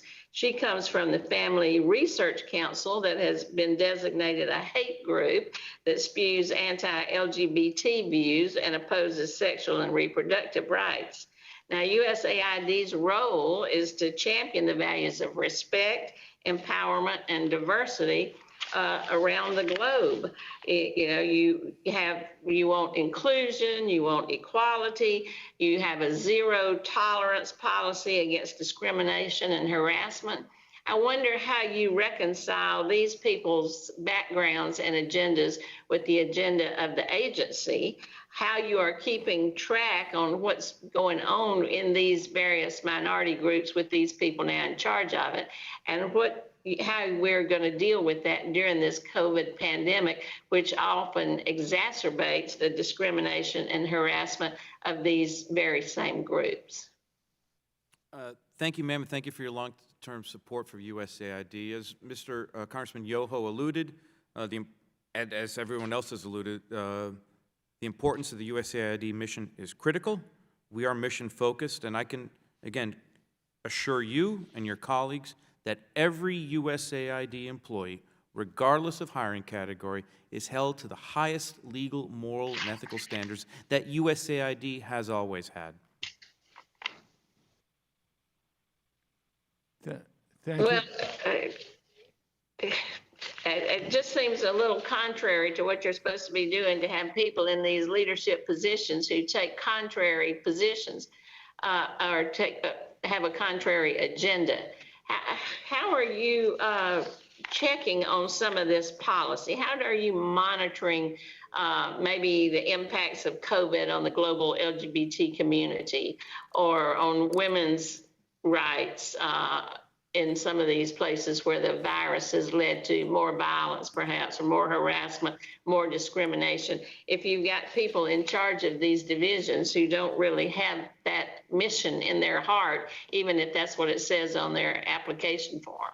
Well, certainly, as I mentioned before, so early on, it was clear to me that this pandemic was more than just a healthcare crisis. The effect on fragile societies, democracies, and economies are going to be long-term and serious. So when you have economic contraction in any country of the world, you often see things that flow from that. Some of that is increased levels of violence, as we spoke before, possibilities of human trafficking, and particularly for women and other minorities who are more vulnerable. Women throughout the world have a greater percentage of involvement in informal economies, for example. So when you have economic contractions, those informal economies are the ones that are most often affected first. So in terms of the onset of the pandemic, our concern is that because of the secondary, tertiary effects of this pandemic, a lot of our work promoting inclusion and for women into the workplace into the economies and societies, our protection of LGBTI, a lot of these things are put at risk. So we are increasing our surveillance on all these efforts, and we're doing our best to rise up to the challenges as they present themselves. Thank you. Well, I hope that's the case. I know that people don't work for USAID because of the money. It's not a job that they're going to get rich on. They do it because they care, that it's in their heart to go and pursue these kinds of programs abroad. It helps the people there, and then it also helps us. Just seems to me that it would be extremely difficult to pursue that agenda of equality and empowerment if you don't have it in your heart. And apparently in the hearts of many of the people you've got at the top levels, it's a very different kind of feeling that's not about those things that USAID has long stood for and pursued. I'll yield back, Mr. Chairman. Thank you, Ms. Titus. Mr. Mast. Thank you, Mr. Chairman. You know, most in this hearing, I don't know how many are still watching online, but it seems most have left. But an argument that I've heard over and over bipartisanly is one of the most frustrating arguments that I hear coming off of Capitol Hill. It's bullshit. That's the best way that I can say it, and this is the argument. That people come into this room and stand on this hill and continually say, well, what do I say to the service member going overseas that we could have prevented it by sending some U.S. taxpayer dollars somewhere else? That is a false narrative. It is a false argument that it is either one or the other. Either we send something over in terms of U.S. aid, or the U.S. service member has to go somewhere else and fight. That is not the truth, and it should not be put forward on this committee. It is one of the worst things that I hear over and over. Now, I don't want to diminish the work that USAID does or the people that go out there and do it. They do some yeoman work, some outstanding work in some terrible places across the globe. But my colleague, Mr. Sherman, he posed the question early on. He said, what do we say to the service member who comes home injured, saying that we could have prevented this by sending that food over or this over? We cannot allow that argument to continue. It is not true. It is a false argument. You say to that service member, thank you for your service. Thank you for knowing full well the hazards of your chosen profession. Army, Navy, Marines, Air Force, Coast Guard, our men and women who put on a uniform in defense of this country, they know exactly what it is they are signing up for. They know exactly the hazards and the risks that are posed to them by the jobs that they choose to go out there and do, and they are proud of the work that they ask to go out there and do on behalf of every citizen of the United States of America. And that is my biggest ask out of this hearing for anybody that's still watching online, that's still in their offices or back home, that didn't come here to the floor of this hearing room. Pay attention to that. Stop making that argument. Stop using our service members as an excuse to send the taxpayer of some U.S. working citizen over to some other country. It's not to say that there aren't good uses over there, but that can't be the excuse because it is a false narrative. Here's a true narrative. Every time we send a dollar overseas somewhere else, we are taking a dollar that could have otherwise been spent here in the United States of America. So let's ask this question. Either we are in an outbreak and a pandemic or we are not. Either we are or we aren't. But if we are, is there a better time to take those dollars that would have gone somewhere else, not on U.S. soil, and keep them here on U.S. soil, helping American citizens, helping people in our cities, helping people in our towns, helping people in our areas that are affected? If not now, then when do we say, keep those dollars here in the United States of America? We don't need to look at this as though if we cut 35% from foreign funding this year, that's something that goes on in perpetuity forever, or whether it's 20% or 10% or whatever that cut might be. Now is an important time to keep dollars on U.S. soil. Probably hasn't been a more important time in my generation to keep those dollars here to help Americans, to help people in our communities. And the argument is that we have to send it over to somebody else, and then we're using our service members as this false narrative to say that's why it has to be done. I'll repeat my statement in the beginning. That is bullshit, and I yield back. Mr. Connolly. Thank you. I respect my friend from Florida's service. he talks about false narratives. He just presented one. The dollars going overseas are an opportunity cost because those are dollars not being invested in America. And that has been proved false for decades. Dollars going overseas through effective programs are investments for America. They're investments in laying the groundwork for trade and investment. They're laying the groundwork for the creation of many kinds of new jobs for Americans. They're investments for expanding our economy. And as we're learning in COVID-19, we do not live on an island all alone. We're part of humanity. When something happens over there, it can affect us over here. Investing in health infrastructure globally protects Americans. So I reject the narrative we've just been given, and I hope most Americans watching will too as well. Foreign assistance can be, when it's effective, a very inexpensive investment in all Americans' future. And it protects the world from all kinds of harm, cyber, physical, economic. Mr. Barsa, I didn't hear your answer other than a reassertion that aid is committed to equity and fairness, but Ms. Titus gave you a catalog of individuals in your agency who have spewed hateful statements about LGBT members, about those who adhere to the Islamic faith. You have one member on your staff from the Family Research Council that's been dubbed a hate group. Are those people's views representative of yours or of the current philosophy governing AID?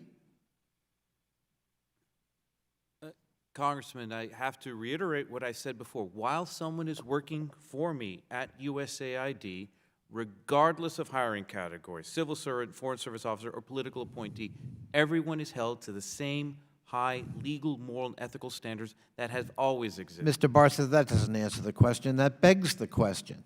These are people with a history. Are you comfortable with that history in hiring them, in having them on your payroll, in representing the United States of America? I have systems in place to ensure that people who are representing the United States as USAID employees do live up to the high standards. So if somebody came to you with an explicitly hate-filled, racist rant and a history of it, posting it, tweeting it, going on bots and spreading it, as long as they said, well, that was then, this is now, I will adhere to the standards of AID, from your point of view, that's a qualified employee. Or at least it's not a disqualified potential employee. Throughout, the appointment of political appointees occurs as a conversation between the White House and whatever agency in place. So regarding the vetting and the placement of appointees, I would have to refer you to the White House. What I can assure you, once they are in as an employee of mine at USAID, we have certain standards that we uphold people to.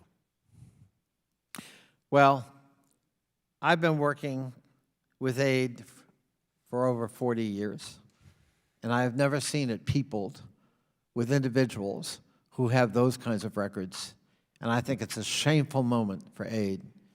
And it's shameful, if you're right, that those come from, because they're political appointees from the White House, it's another blot on this White House.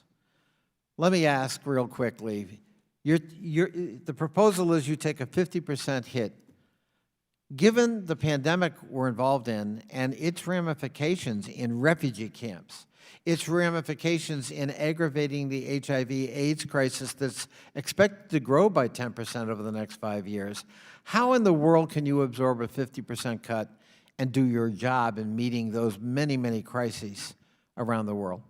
Thank you, Congressman. As you're aware, your colleagues are aware, the budget you see before you was certainly developed started this development, the process that got us here with this budget started long before the outbreak of the pandemic. So extremely grateful for the generosity of the United States Congress with supplemental bills. I understand there's another one being negotiated right now. But the budget you see before you was developed before the pandemic. So will there be a revised budget presented to Congress in light of the pandemic and in light of an analysis of the impact of the pandemic on your obligations and your opportunities to respond? So certainly my understanding is negotiations on a potential supplemental are taking place right now between OMB, the White House, and the appropriators. So certainly we're in contact, close contact with OMB in terms of the challenges we're seeing here and now. And certainly one of the things I mentioned previously in the testimony, on my first day, I put out an announcement to my staff that one of my biggest concerns was the secondary and tertiary effects of the pandemic. So I have stood up an analytical cell, we're calling the Over-the-Horizon Task Force, to look outside of silos, to look at things like insecurity, backsliding in democracy, holistically what the challenges are going to be before us, not just in 6 months, but in 6 years, on the out years.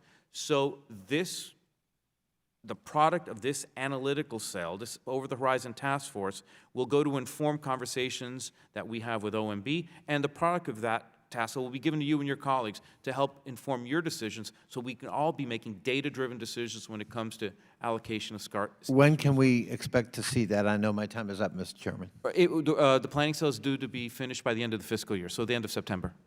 So we'll see a revised budget by the end of... I'm not saying you see a revised budget. So the analytical cell, the Over-the-Horizon Task Force, which is looking at holistically at challenges, we should have that information to inform conversations about budget. That information should be available by the end of the fiscal year. Mr. Chairman, I know my time is up. I would just say to you, as the Committee of Jurisdiction, that is the originator of the authorization for AID, I would hope that we could get a revised budget that is much more realistic in light of the pandemic.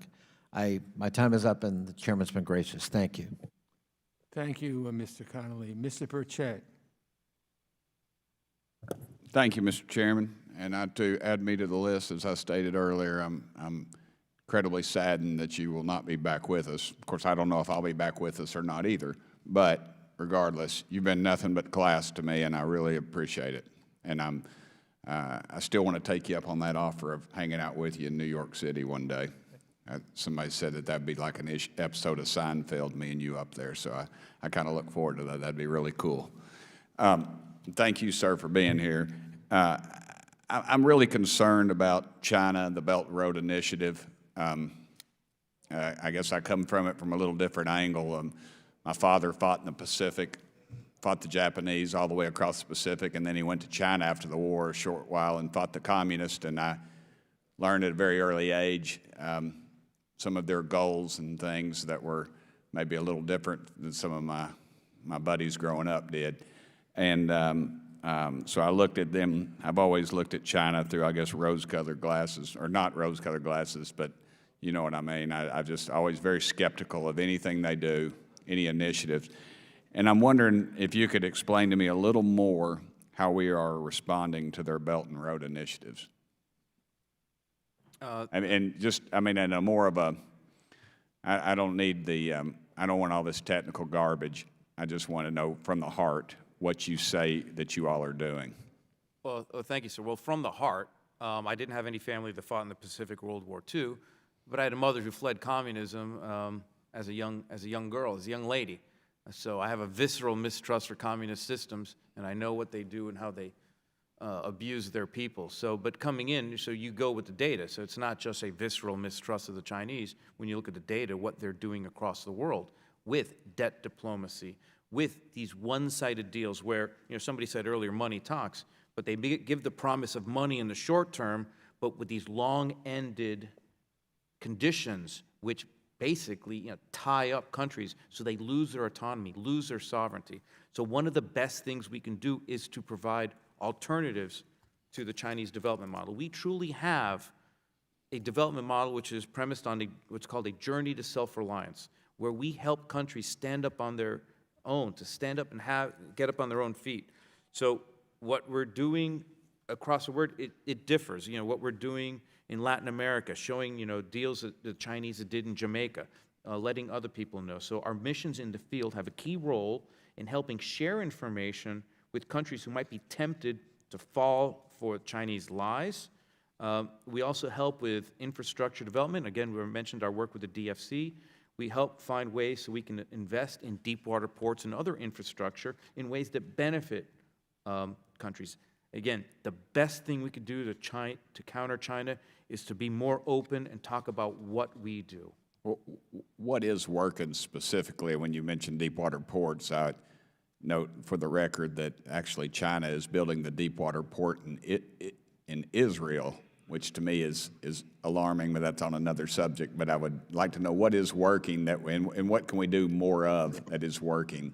Well, I can give you more details and anecdotes either for the record or following up with you later on, but an example right now is what we've done in Solomon Islands. We supported a critical infrastructure assessment by Solomon Island engineers. Bina Harbor in Malaysia province is one of the last undeveloped deep water ports in the South Pacific, where China has been angling for increased influence. USAID staff led the infrastructure scoping mission together with several agencies to assess the port and complementary infrastructure. And because of our efforts and our openness, ultimately the government turned away from the Chinese support. That is one example. Happy to follow up with you and your staff with more examples as well. All right. Well, I appreciate that. Mr. Chairman, I believe I'm just about to run out of time, so I will yield back maybe to Mr. Castro. I'm not sure. Well, Mr. Burchett, you said such nice things about me, you can have all the time you want. Oh, okay. Well, if you bring me one of those New York pizzas. I actually drove through your area this past week. I've never been to New York, and it's not Knoxville, Tennessee, I'll tell you that. Well, we want you to come back. Yes, sir. Please do. Thank you, brother. Thank you. Thank you. Mr. Castro. Thank you, Mr. Chairman, and thank you, Administrator, for being here to testify. And some of these questions or part of the question may have been asked. I apologize. I was on the House floor. So as we speak about the meaning and significance of USAID global leadership during one of the greatest health crises the world has known, it's critical that USAID representatives carry out the true message and mission of USAID in a way that reflects U.S. values. However, a series of recent political appointments to USAID contradicts these values. At least 3 recent positions have been filled by personnel that have histories of Islamophobic, homophobic, and anti-immigrant comments. I speak specifically of Merritt Corrigan, Mark Kevin Lloyd, and Bethany Kozma.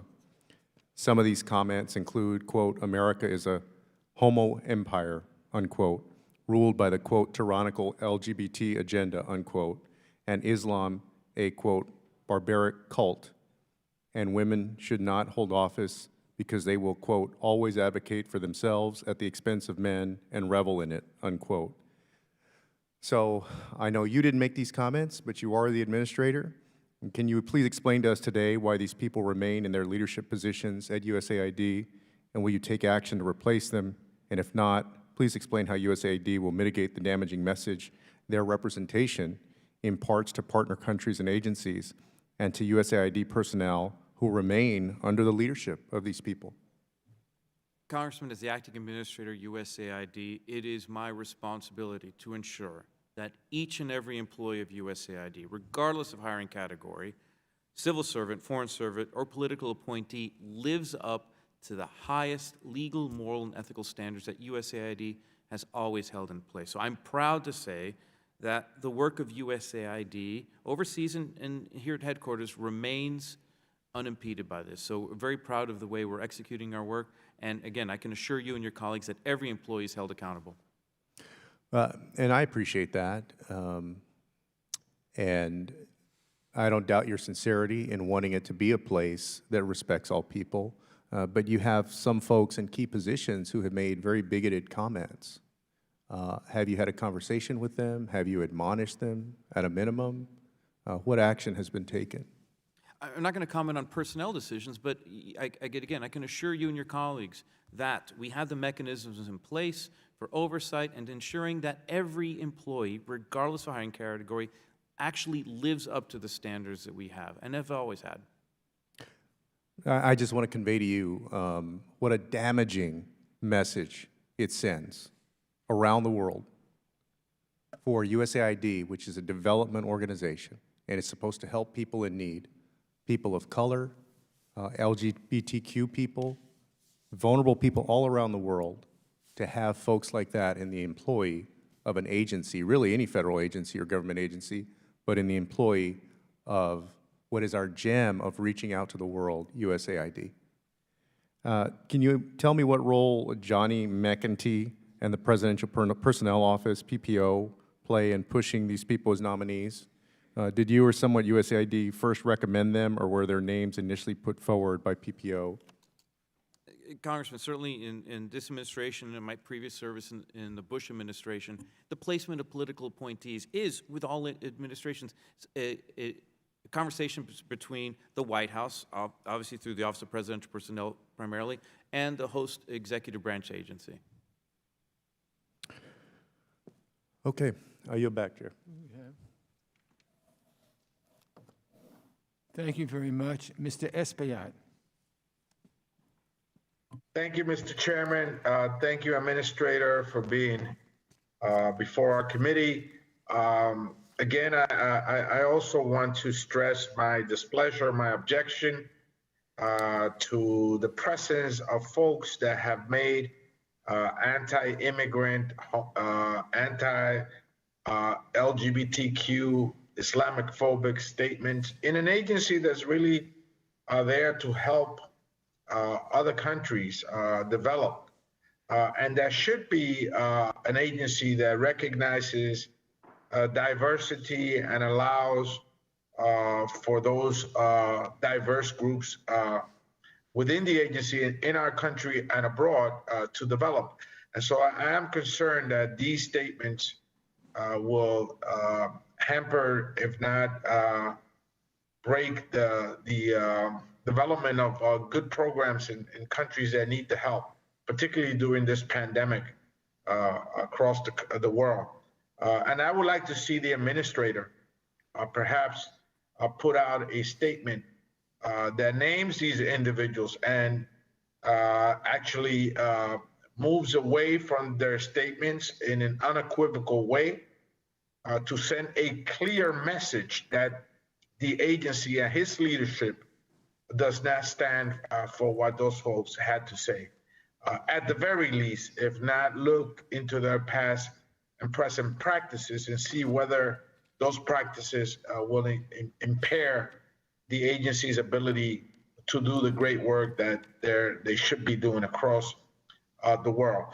My question is regarding, I know that, Mr. Barsa, you have a vast experience in Latin America and the Caribbean, and we see how the pandemic is now spreading throughout Latin America and the Caribbean, Brazil, Mexico. We know that it hit early on Ecuador really hard, the Dominican Republic in the Caribbean and other island nations.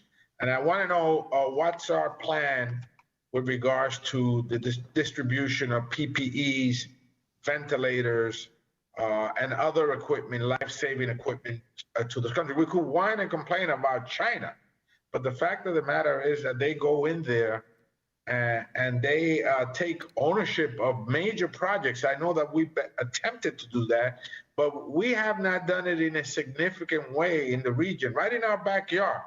We're being outflanked by China because they're coming in, maybe in a predatory way, which I disagree with, but they're coming in and taking out major projects and major infrastructure projects that are critical to the development of those countries. So I want to know, particularly now during this pandemic in the Caribbean and in Latin America, what's the plan for USAID to distribute PPEs, ventilators, other important equipment to help those nations?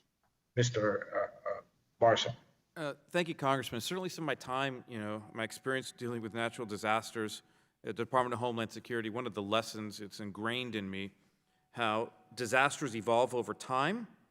So a lot of the assumptions and decisions that are based in one period of time may be revisited as information changes. So we're seeing just that with this pandemic. So part of the benefit of us having our presence in this country's missions, we're able to work with the host countries in seeing what the needs are as it develops. So regarding PPE, right now we have a policy in place where our implementing partners are able to purchase PPE locally, but we're constantly assessing what the needs are in a particular country. The pandemic is hitting countries differently, so it wouldn't be prudent to come up with a cookie-cutter, one-size-fits-all to response to the pandemic. So our response in each country is tailored to the specific challenges. So be it... Let me say, for example, Administrator, rapid test kits, which are needed everywhere, because this is testing, tracing, treatment, the TTT. Rapid test kits, they're direly needed in many places across Latin America and the Caribbean. What are we doing to provide that to those countries?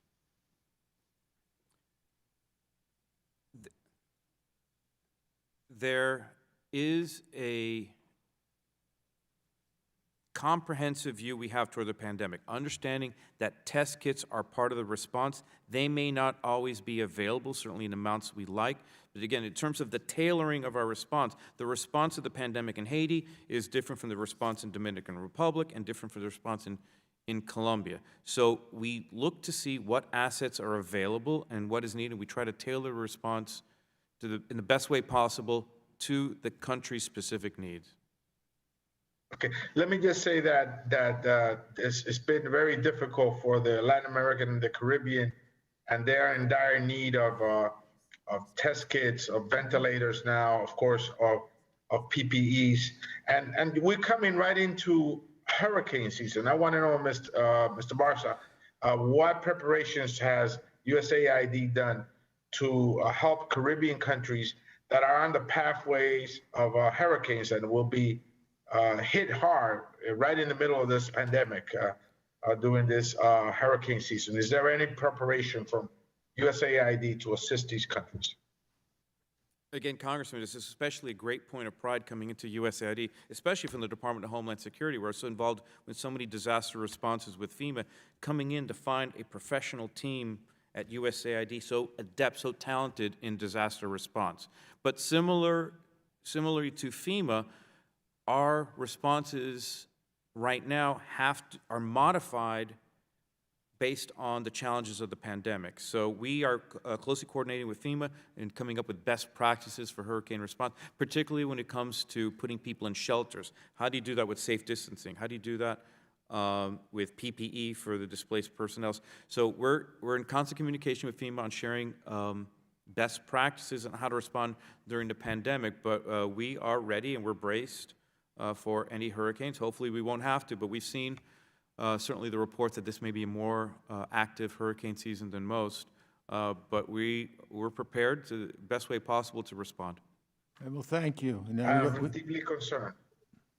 Excuse me? I am deeply concerned about the hurricane season in the middle of the pandemic in that region. We all are. Thank you. Yes, sir. Finally, the statement, on the statement, will you put out a statement on the appointees and their anti-LGBTQ, anti-immigrant, and Islamophobic statements? To ensure that there's no confusion, on June 24th, I put out a statement publicly. It's available on the website. I can give it to you and your staff, reiterating our values: excellence, integrity, respect, empowerment, inclusion, and commitment to learning. So I have reiterated. Will you name the names? I commit to you, without naming names, because again, all employees, regardless of hiring category, are held to the same high legal, moral, and ethical standards. Okay, we're going to have to go on to... Thank you, Mr. Chairman. I yield back. Thank you, Mr. Espaillat. Mr. Guest. Thank you, Mr. Chairman. Acting Director Barsa, I first want to thank you for taking time out of your schedule to be with us today. We are facing challenging times, both as a country and challenging times across the globe. Also, want to thank you. You and I had the opportunity to visit by phone 2.5, 3 weeks ago to talk about some of our common and shared interest, and also to talk about some of the goals of USAID. Wanted to talk to you, and I wanted to highlight a program that the USAID has there, and that I'm proud to say is housed in the 3rd Congressional District at Mississippi State University. Mississippi State's Innovative Lab for Fish, and it's part of your agency's Feed the Future program. Since September of 2018, and in partnership with other research universities, Mississippi State has the opportunity to manage that program and support USAID's aquaculture research and capacity building, and it has been implemented in 5 developing countries. We have seen that in Bangladesh, Cambodia, Kenya, Nigeria, and Zambia. And so this is a very important project, a very important program where your agency is able to partner with research universities so that we can continue to export across the globe the opportunities for countries to better themselves and actually to be able to feed their population. So first of all, I want to thank you for your support of that program. I want to thank Mississippi State University and my good friend Dr. Mark Keenum for partnering with USAID, and I want to thank Dr. Keenum for him being an advocate for global food security, as this program again will help feed more than 800 million people across the globe who suffer from hunger.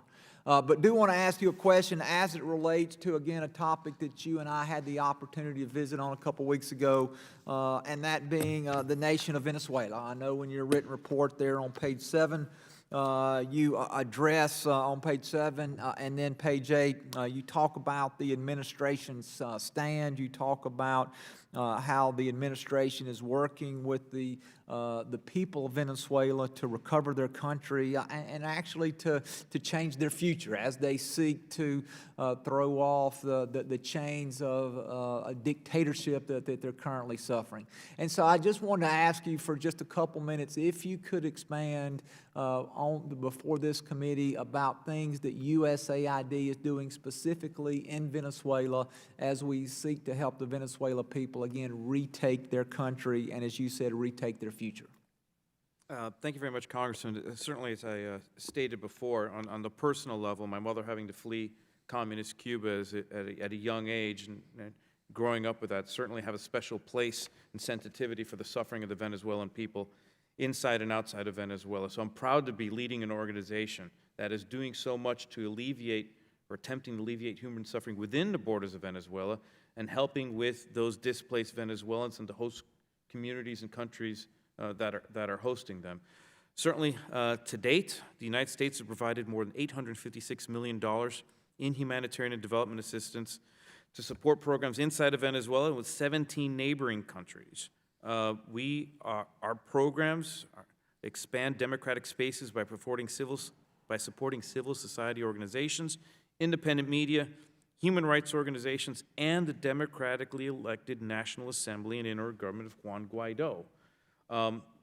Certainly the suffering from the failed economic system of the regime led by Maduro, even before the pandemic, we were seeing and hearing reports of collapsing medical systems, of malnutrition, and other suffering inside the border of Venezuela. Unfortunately, with the pandemic, the situation has even gotten worse.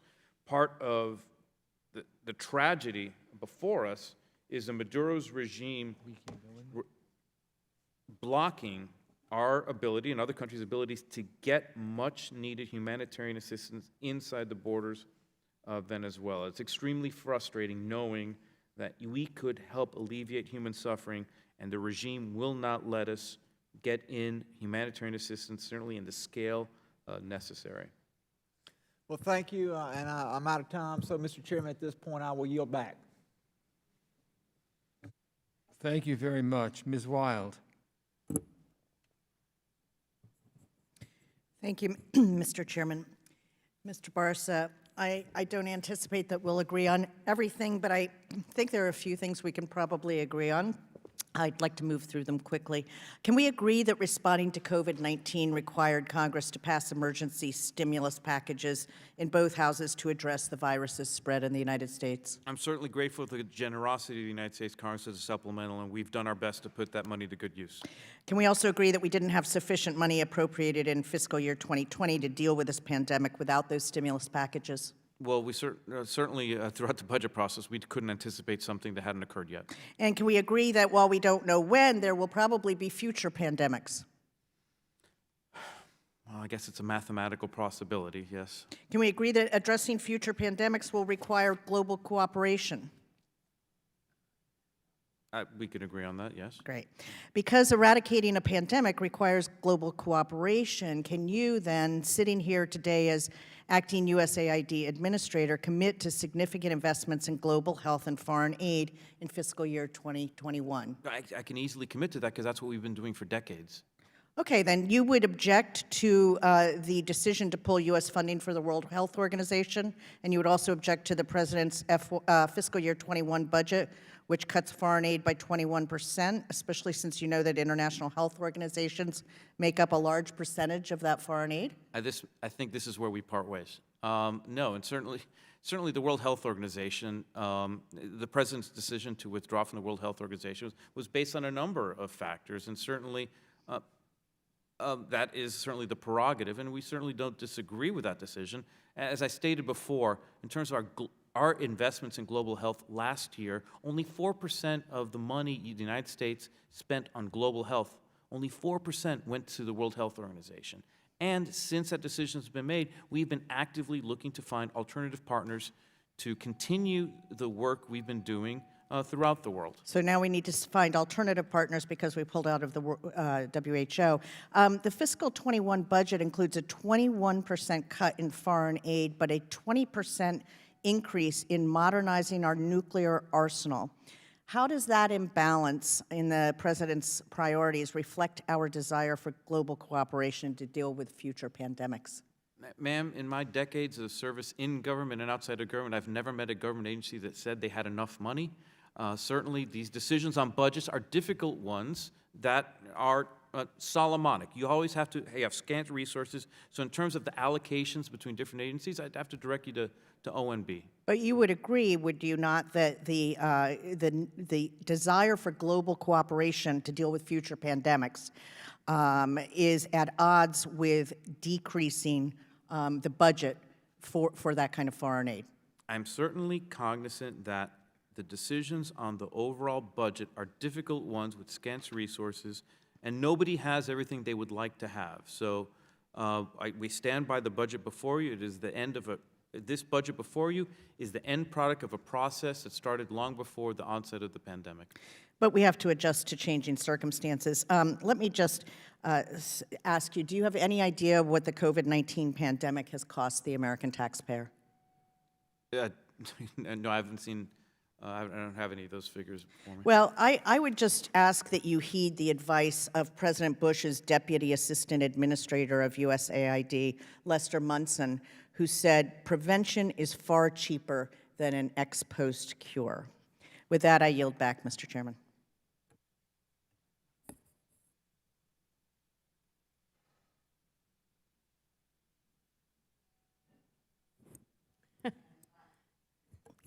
I recognize Ms. Wagner for 5 minutes. Thank you, and I thank the chairman, wherever he may be, for organizing this hearing, and I thank you, Administrator Barsa, for your time this afternoon and for your service to our country. We look forward to working with you to strengthen our international development programming, promote support for humanitarian aid, and maintain robust U.S. leadership abroad.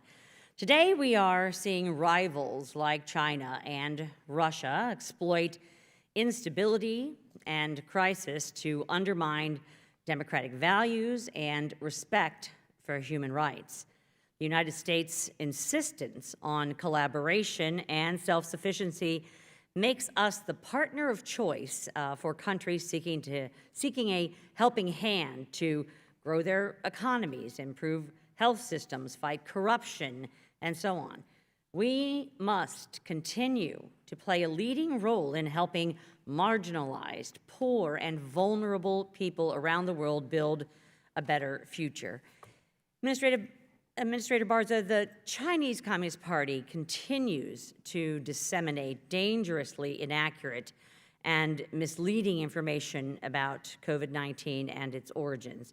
How is USAID supporting programs to correct CCP falsehoods and ensure that our partners are basing pandemic response efforts on accurate information?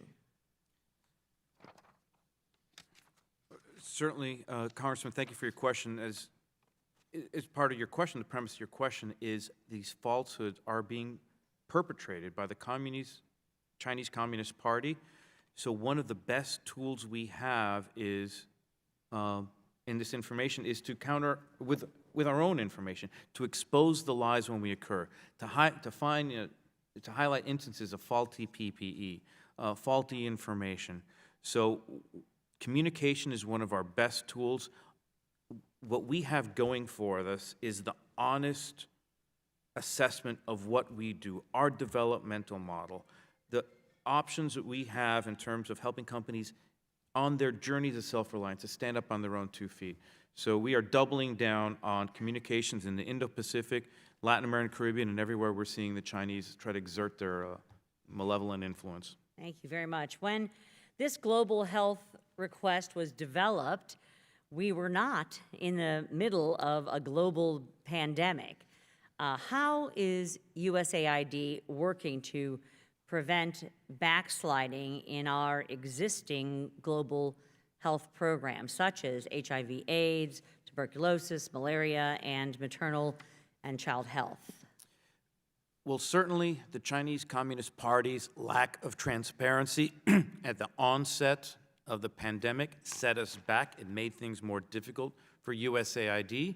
Again, thank you again to you and your colleagues for the generosity and the supplemental bills so far. When we first started our funding to respond to the pandemic, we initially targeted our efforts in the Indo-Pacific, Europe, and Africa, some places that had high transit routes with China, which was more likely to be the start of this virus that started within China. Because of the lack of transparency, we got there too late, so then we had to expand our work, so now we are globally. As was mentioned before, USAID has spent decades investing in global health infrastructure, access to clean water, strengthen epidemiological systems, a whole suite of activities. So we're proud of the fact that these investments have paid off in terms of better response, and it's lamentable that because of the Chinese, all of these systems are being challenged. USAID is doing great work to advance the Indo-Pacific strategy, reassuring our allies and partners in the region. However, Southeast Asian countries on the front lines of escalating competition between the United States and China, I think, worry that a strategy focused on the Indo-Pacific will somehow diminish their role in regional affairs. How will USAID promote Southeast Asian countries' centrality in achieving a free and open Indo-Pacific? Mr. Barsa, could you give a rapid response? Because I'm told we're expecting a vote on the floor very soon. Very, very rapidly. We have a regional developmental mission in Asia, which is a regional hub for all activities in Southeast Asia. But the competition with China is certainly not limited to Southeast Asia. We're seeing, unfortunately, this competition worldwide. And happy to respond further with you with questions for the I record. appreciate it. Thank you. I yield back, Mr. Chairman. Thank you. Mr. Phillips. Thank you, Mr. Chairman. Welcome, Mr. Barsa. I appreciate your time today. I have to start by recounting our phone call on June 12th, which I did enjoy, and I also shared some of the concerns shared by many of my colleagues about a number of the hires made. And rather than go over that ground again, I'd be remiss if I didn't bring it up. But I want to focus my attention on the Local Works program first. As you know, it looks to advance locally led development in countries all around the world. which means local people becoming empowered to take the lead in the development process, including priority setting and decision-making, management, and a whole lot more. I love that program. I believe it holds up the administration's priority of achieving self-reliance. I just welcome a very quick synopsis of your thoughts on the program, Mr. Barsa. I think the program is emblematic of exactly what we're trying to achieve. I mean, but self-reliance, to help private sectors in each country grow on their own. So to set the environment for the growth. I firmly believe that jobs aren't created by government, but they're created by the private sector. So having these programs in place to help private sector and economies grow exactly what's needed for long-term sustainable economic development. Yeah, I couldn't agree more. And as you, of course, know, the program gets its funding from the Development Assistance Fund and the Economic Support Fund. You're also probably aware the President's budget requests ask that those two accounts be combined into one account, the Economic Support and Development Fund. Is that correct? Yes. Okay. So I need to know, how can we ensure that such a valuable program on which we both agree is still fully funded and an important part of our development assistance when the core accounts that it funds are being collapsed into one and, unfortunately, significantly reduced? How can we reconcile that?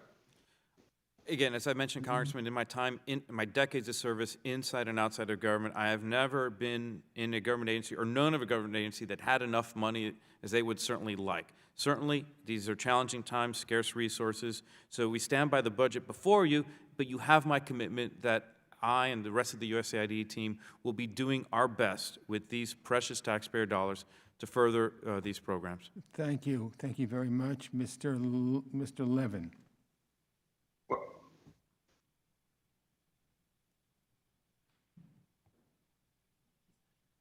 Okay, we move to Ms. Spanberger.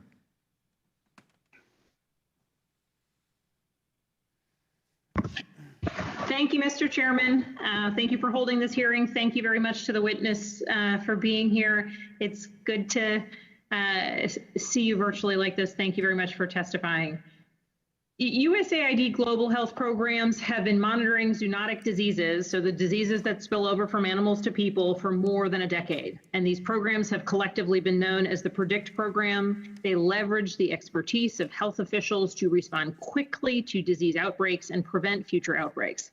This life-saving work has helped identify hundreds of viruses and enhance the resilience of healthcare systems around the world. This administration decided to shutter PREDICT ahead of having a replacement ready to go. Personally, this does not make sense to me given the proven effectiveness of this program, especially as experts have been warning for years about the very real threat of a pandemic. Now, I understand that there has been a short-term extension of the PREDICT program and a call for proposals for follow-on programs. That is the basis of my question today. What is the status of extending PREDICT and/or setting up a successor program? Thank you for your question, Congressman.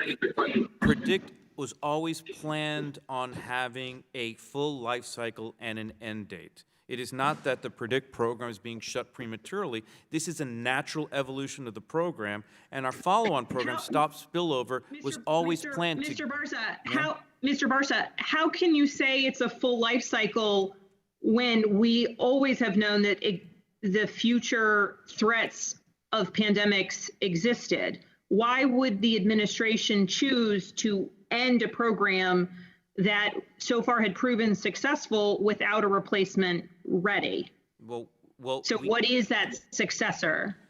The successor is called Stop Spillover. It is building upon all the lessons learned from the PREDICT program and improving our ability to monitor zoonotic diseases. Instead of continuing something which may be outdated, again, we're learning from the PREDICT programming, and our follow-on program, which we hope to have an award by in September, just a few months from now, is building upon all the successes of the PREDICT program to have a more robust analytical— What are the successes upon which Stop Spillover will be building upon?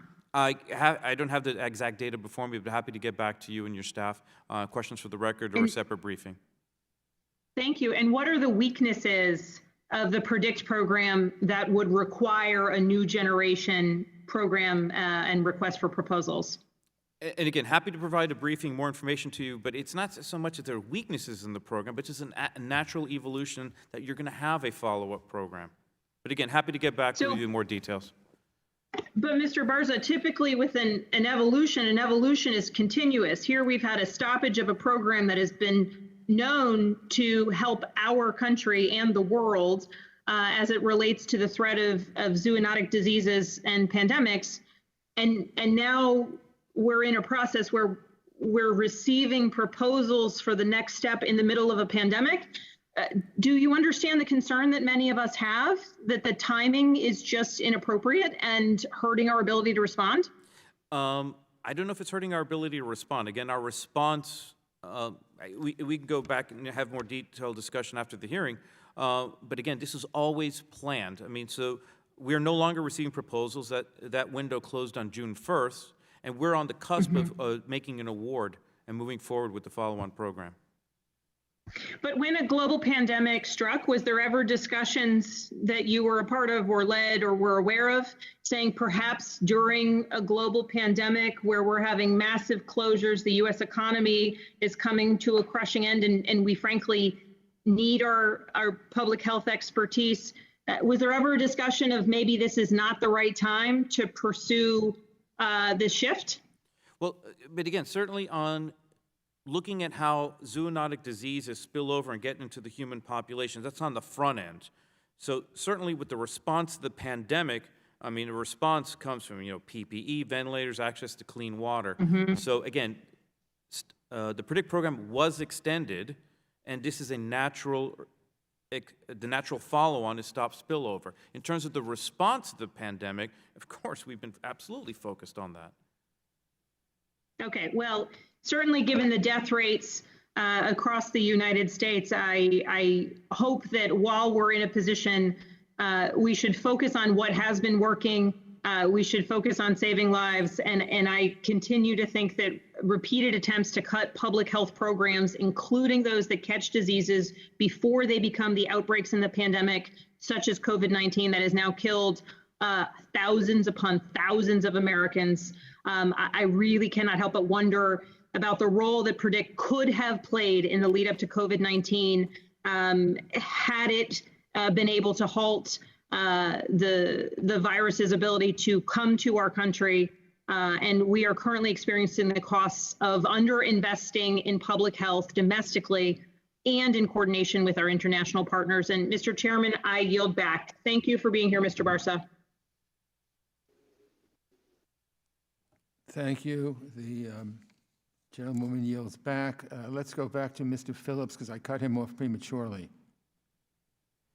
Thank you, Mr. Chairman. Mr. Barsa, we have been speaking about the Local Works program. I appreciate your support of it. I encourage incremental investment because I do think it is one of the most compelling programs that we offer. I also want to talk about kids, youth, and the House Appropriations Committee included my request in their recent report that would, quote, encourage the inclusive and meaningful participation of youth in peace building and conflict prevention, management, and resolution, as well as post-conflict relief and recovery efforts. We can all celebrate the fact that kids, youth are the majority population in many conflict-affected countries. So my question to you, Mr. Barsa, is how will the administration, how will you prioritize the role of youth in conflict prevention, resolution, and recovery?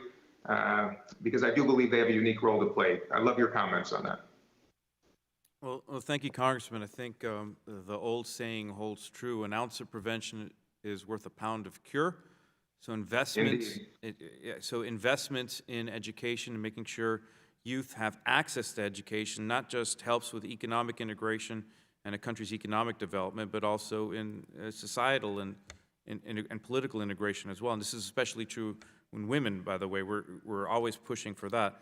So as part of our reorganization, we recently stood up the Bureau for Conflict Prevention and Stabilization to do just that, to put a focus to our efforts on investments to prevent conflict on the front end. So just like all the other things we've mentioned that are affected by the pandemic, I'm also concerned about the challenges in education systems throughout the world and people not having access to education. So we are very attuned to the challenges, and we're looking at our programming to see what we can do in any number of countries to ensure that youth do have access to education, because the consequences of youth in different countries not getting a full education are certainly negative, and we'd like to avoid that. I appreciate it. I also want to talk about the GFA, the Global Fragility Act. This week, I passed an amendment into the NDAA that will expand upon the GFA to require that USAID ensures that the State Department's atrocity prevention framework is incorporated into the country development cooperation strategy in countries at risk of mass atrocities. So my question to you, Mr. Barsa, is does USAID have sufficient staffing with the right skills and training to successfully implement the GFA? And if not, what do you need? Congressman, first of all, I want to thank you and your colleagues for your prescience in working on the Global Fragility Act. Certainly, again, an ounce of prevention is worth a pound of cure. So in these fragile societies, what the Global Fragility Act is done, what you did is you put a focus. So there's so many activities that USAID has involved with over the decades which go to support the concept and challenges of fragility. In terms of the actual implementation of the Act, as you know, certainly the Act has tasked not just USAID, but other elements of the interagency. So we're currently in discussions on the technical details of the implementation of the Global Fragility Act, and once those discussions are done, I look forward to following up with you and your staff on the technical details of how we are going to implement the Global Fragility Act. But basically what we're doing is we are focusing many long-standing USAID activities to rise to the challenge of fragility. Thank you. All right. We move on to... Thank you, Mr. Barsa. Thank you, Mr. Chairman. I yield back. Thank you. Gentleman yields. Ms. Houlihan.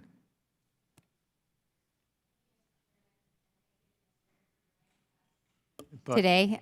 It was a pleasure to talk to you on the phone recently as well, and my questions will basically surround the same conversation that we had on the phone. I will take you up on your word that an ounce of prevention is worth a pound of cure. And when we're talking specifically about the UNFPA, United UN Population Fund, there was $32.5 million that were appropriated for the agency that I understand now will be transferred over to the International Organizations Bureau to USAID. And while I think it's absolutely clear that no one can replace the work of UNFPA in places like Yemen and Venezuela and even in New York City, I want to make sure that we're going to continue to support the programs with the same mission that the funds were originally intended for. So I haven't yet seen where fiscal year 2019 and fiscal year 2020 monies appropriated for UNFPA will be reprogrammed. To where has the funding been relocated, and specifically what programming is being supported, sir? So in terms of the details of how every dollar that was reprogrammed went to, I don't have that information before me, but happy to get back to you on questions for the record or a separate briefing for you and your staff. I would really appreciate that, and I'd also like to know, has the full scope and scale of the previous UNFPA activities continued with any new partners that you're aware of? Specifically, do the beneficiaries support the UNFPA mission and what was originally intended, the essence of the intent of that money?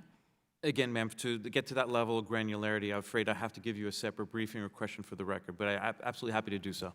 And I would very much appreciate that, too. What I'd also like to know here in this audience is, can you assure us that any transferred funds that will be going to our existing international family planning will be going to international family planning and evidence-based reproductive health programs that support access to contraceptives, ending maternal death, ending child marriage, gender-based violence, and female genitalia mutilation? Absolutely, yes.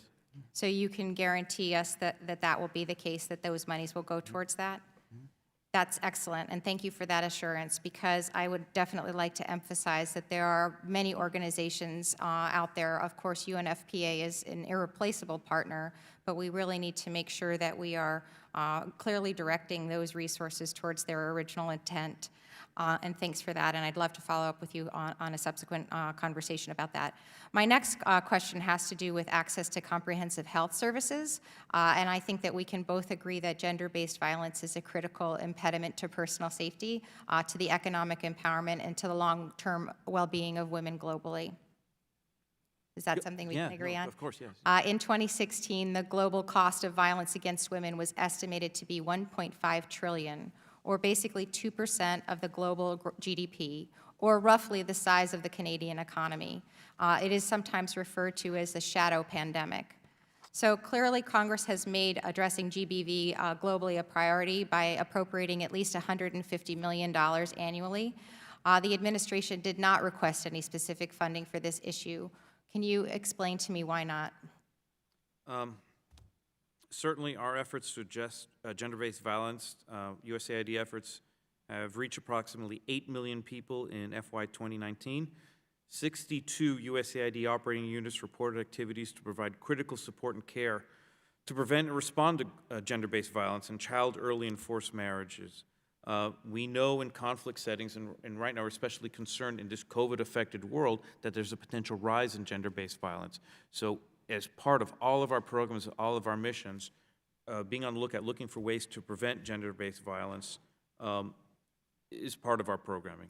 So why hasn't the administration specifically carved out that in their resources and what they've asked for? And again, as you mentioned before, the budget you see before you is a product of trade-offs and difficult decisions in terms of resource allocations. So I understand that budgets are a process of trade-offs, but they're also a reflection of our values. And it seems to me not only should our values be in combating gender-based violence, but the economics of it would compel us to be putting resources towards that, because an ounce of prevention is worth a pound of cure. And I appreciate your time, and I look forward to follow-up conversations with you. Thank you, sir. Thank you. We'll now go to Mr. Malinowski. Thank you so much, Mr. Chairman. Thank you, Mr. Barsa. Would you agree that when an effective vaccine or vaccines for COVID-19 are developed, that it will be in the U.S. national interest for everybody in the world to have access to that vaccine, or at least in every affected country? Well, certainly pandemics know no borders, so certainly it would be beneficial to have a wide distribution of a vaccine, of course. Okay. Beneficial to us, not just from a humanitarian point of view. Vaccines respect pandemics respect no borders. Okay. And so should the United States do our share with our allies and partners to ensure that everybody who needs a vaccine gets one, given that many of the affected countries are developing countries that may not be able to do it on their own? Well, again, as mentioned before, we're certainly proud of the work we've done with vaccines for any number of diseases. I'm not asking what we've done. Should the United States play its role with our partners, with our allies, our fair share in ensuring that a vaccine is distributed to everybody who needs one? I believe we should, yes. Okay. What have we pledged thus far to that global effort? I mean, as you know, a number of our allies and partners have made specific pledges to aid in the distribution and development of a vaccine. I don't have any fixed pledges to report to you today, but we are concerned. We're waiting certainly the production of a vaccine, and we'll certainly. So the answer is nothing. We've pledged nothing. I have nothing to. Well, you would know if we had pledged something, no, presumably. Yeah. So the answer is nothing. Yeah. I think Canada's pledged about $800 million. I think Norway's pledged, if I recall correctly, $1 billion. You know, you were asked about U.S. attendance at conferences, and you said we have other ways of coordinating with our allies, and that's fine. But at the end of the day, as we were discussing, money talks, and so far we have not made such a pledge. This is something I think we are committed to on a bipartisan basis here. As you know, the Senate is now working up their answer to our opening bid on the next coronavirus relief package. I've spoken to a number of Republican senators about this, and my understanding from press reporting is that the Republican proposal in the Senate put forward a very generous number for U.S. contributions to eventual distribution of a global vaccine, but that the White House is pushing back on this. So again, I want to press you, what is the administration policy? Does the administration believe that we should do our share as a large and wealthy country to fund the distribution of a global vaccine. I'm afraid I can't opine on negotiations between the White House OMB and the appropriators. But you know what the U.S. policy is, the administration policy. So I know that the United States people, the United States government has been, we are the most generous people in the history of the world, and our investments in global health infrastructure are unprecedented. And I know, but that's a talking point, and what we're it's trying... also reality. I understand. Look, I've sat where you sit, sir, and I've been through the murder boards and read the briefing books, and I know there's all kinds of ways they teach you how not to answer the question. But what we need here is a clear commitment from the administration. You have it from Democrats, you have it from Republicans, including strong supporters of President Trump on Capitol Hill. We want to do our share. And right now, my sense is that we are getting resistance, not from USAID, but from the White House to ensuring that we do that share.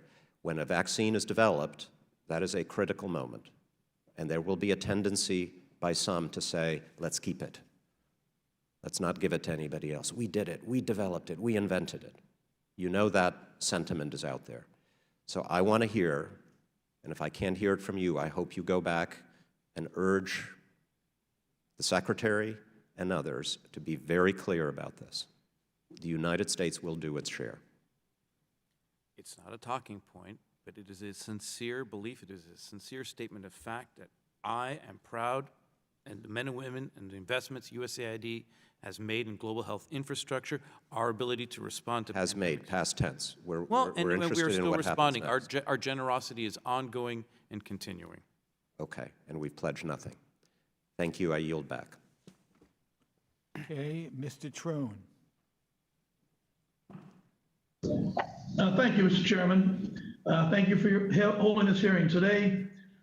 Mr. Barsa, we've all seen reports of authoritarian leaders taking advantage of the pandemic to increase their crackdowns on free speech and independent press.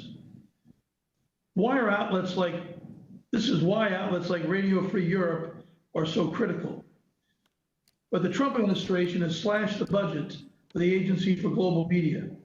This undermines our efforts to help our allies and our own self-interest and slow the spread of these far-right anti-democratic ideologies that threaten our basic freedoms.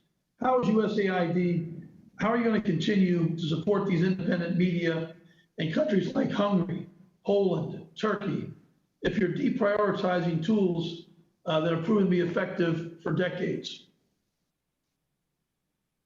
Well, certainly, one of the things I'm very proud of in USAID is our efforts on countering malign Kremlin influence, for example, which basically rests on 4 pillars. It's a focus on democracy and rule of law, independent media, energy independence, and economic diversification. Through our efforts, we have been able to turn the tide on Russian disinformation, for example. For example, in Georgia, in April, Facebook credited USAID's local implementing partner for the removal of over 500 pages, 100 Facebook accounts, and 120 groups which were created maliciously by the Kremlin to sow false narratives. In Serbia, we built partners' skills in fact-checking and debunking false narratives to expose Kremlin information. And I can keep going on with other examples. So we're very proud of our efforts to bring light to efforts not just by the Kremlin, but by the Chinese Communist Party as well. But if we don't use things like Radio Free Europe, we can't get out the true facts, and we don't have to spend all of our time debunking the bad facts. Let's talk a second about highlighting the importance of countering malign Kremlin influences throughout Europe and Eurasia. Yet your budget request seriously reduces the capacity building and anti-corruption programs. So how is USAID going to counter these Russian malign influences, and how will programming be impacted if these reductions are all enacted? Certainly, Congressman has stated before that the budget you see before you is the product of a long process of difficult decisions about how to allocate scarce resources. So certainly our work in fighting corruption not just in Europe, but throughout the world, remains a critical part of all of our programming. Syria, Iraq, enormous amount of destruction, infrastructure, population displacement. The Trump administration is trying to encourage increased foreign governments to put investment in these areas to help them recover. But the question is, will the U.S. continue to invest more? And what foreign donors have actually stepped up and been forthcoming? In terms of actual dollar figures by other donors, I have to get back with you, the questions for the record, or later on to brief you as to who's contributed what. But certainly, just most recently on June 30th, Ambassador Jeffrey, the Special Representative for Syria, announced nearly $700 million in U.S. government humanitarian funding. And certainly this includes $368 million in USAID funding for food and non-food aid inside Syria to meet the needs of the regions. But in terms of actual dollar amounts contributed by other partners, I'll have to get back with you and your staff later on for that, with that information. What other partners have contributed? Forget the dollar amounts. I'm sorry, so you broke up. Could you repeat the question? Name what other partners have contributed and skip the dollar amounts. I'd have to get back with you. I think I know the answer here, but I don't have this in front of me. I certainly don't want to give you incorrect information, but I would like to follow up with you on that one. That would be great. And what risks do you see of underinvesting? What's going to happen if we don't get this right? Well, the short answer is human suffering is going to continue. So that's why we are so desirous in Syria and certainly inside Venezuela. When we see human suffering, we certainly hope for our ability to get humanitarian assistance into needy populations in a free equitable manner. So that's why we value every taxpayer dollar appropriated to us, and we want to ensure that it's spent wisely, getting to the people in need. And we're proud to say we have those structures in place to do just that. Well, thank you, Mr. Barsa. I yield back. The gentleman yields back. As you can hear, there is a vote going on the floor. We want to thank all the members for their questions. Mr. Barsa, thank you for being here today. And the Committee on Foreign Affairs stays adjourned.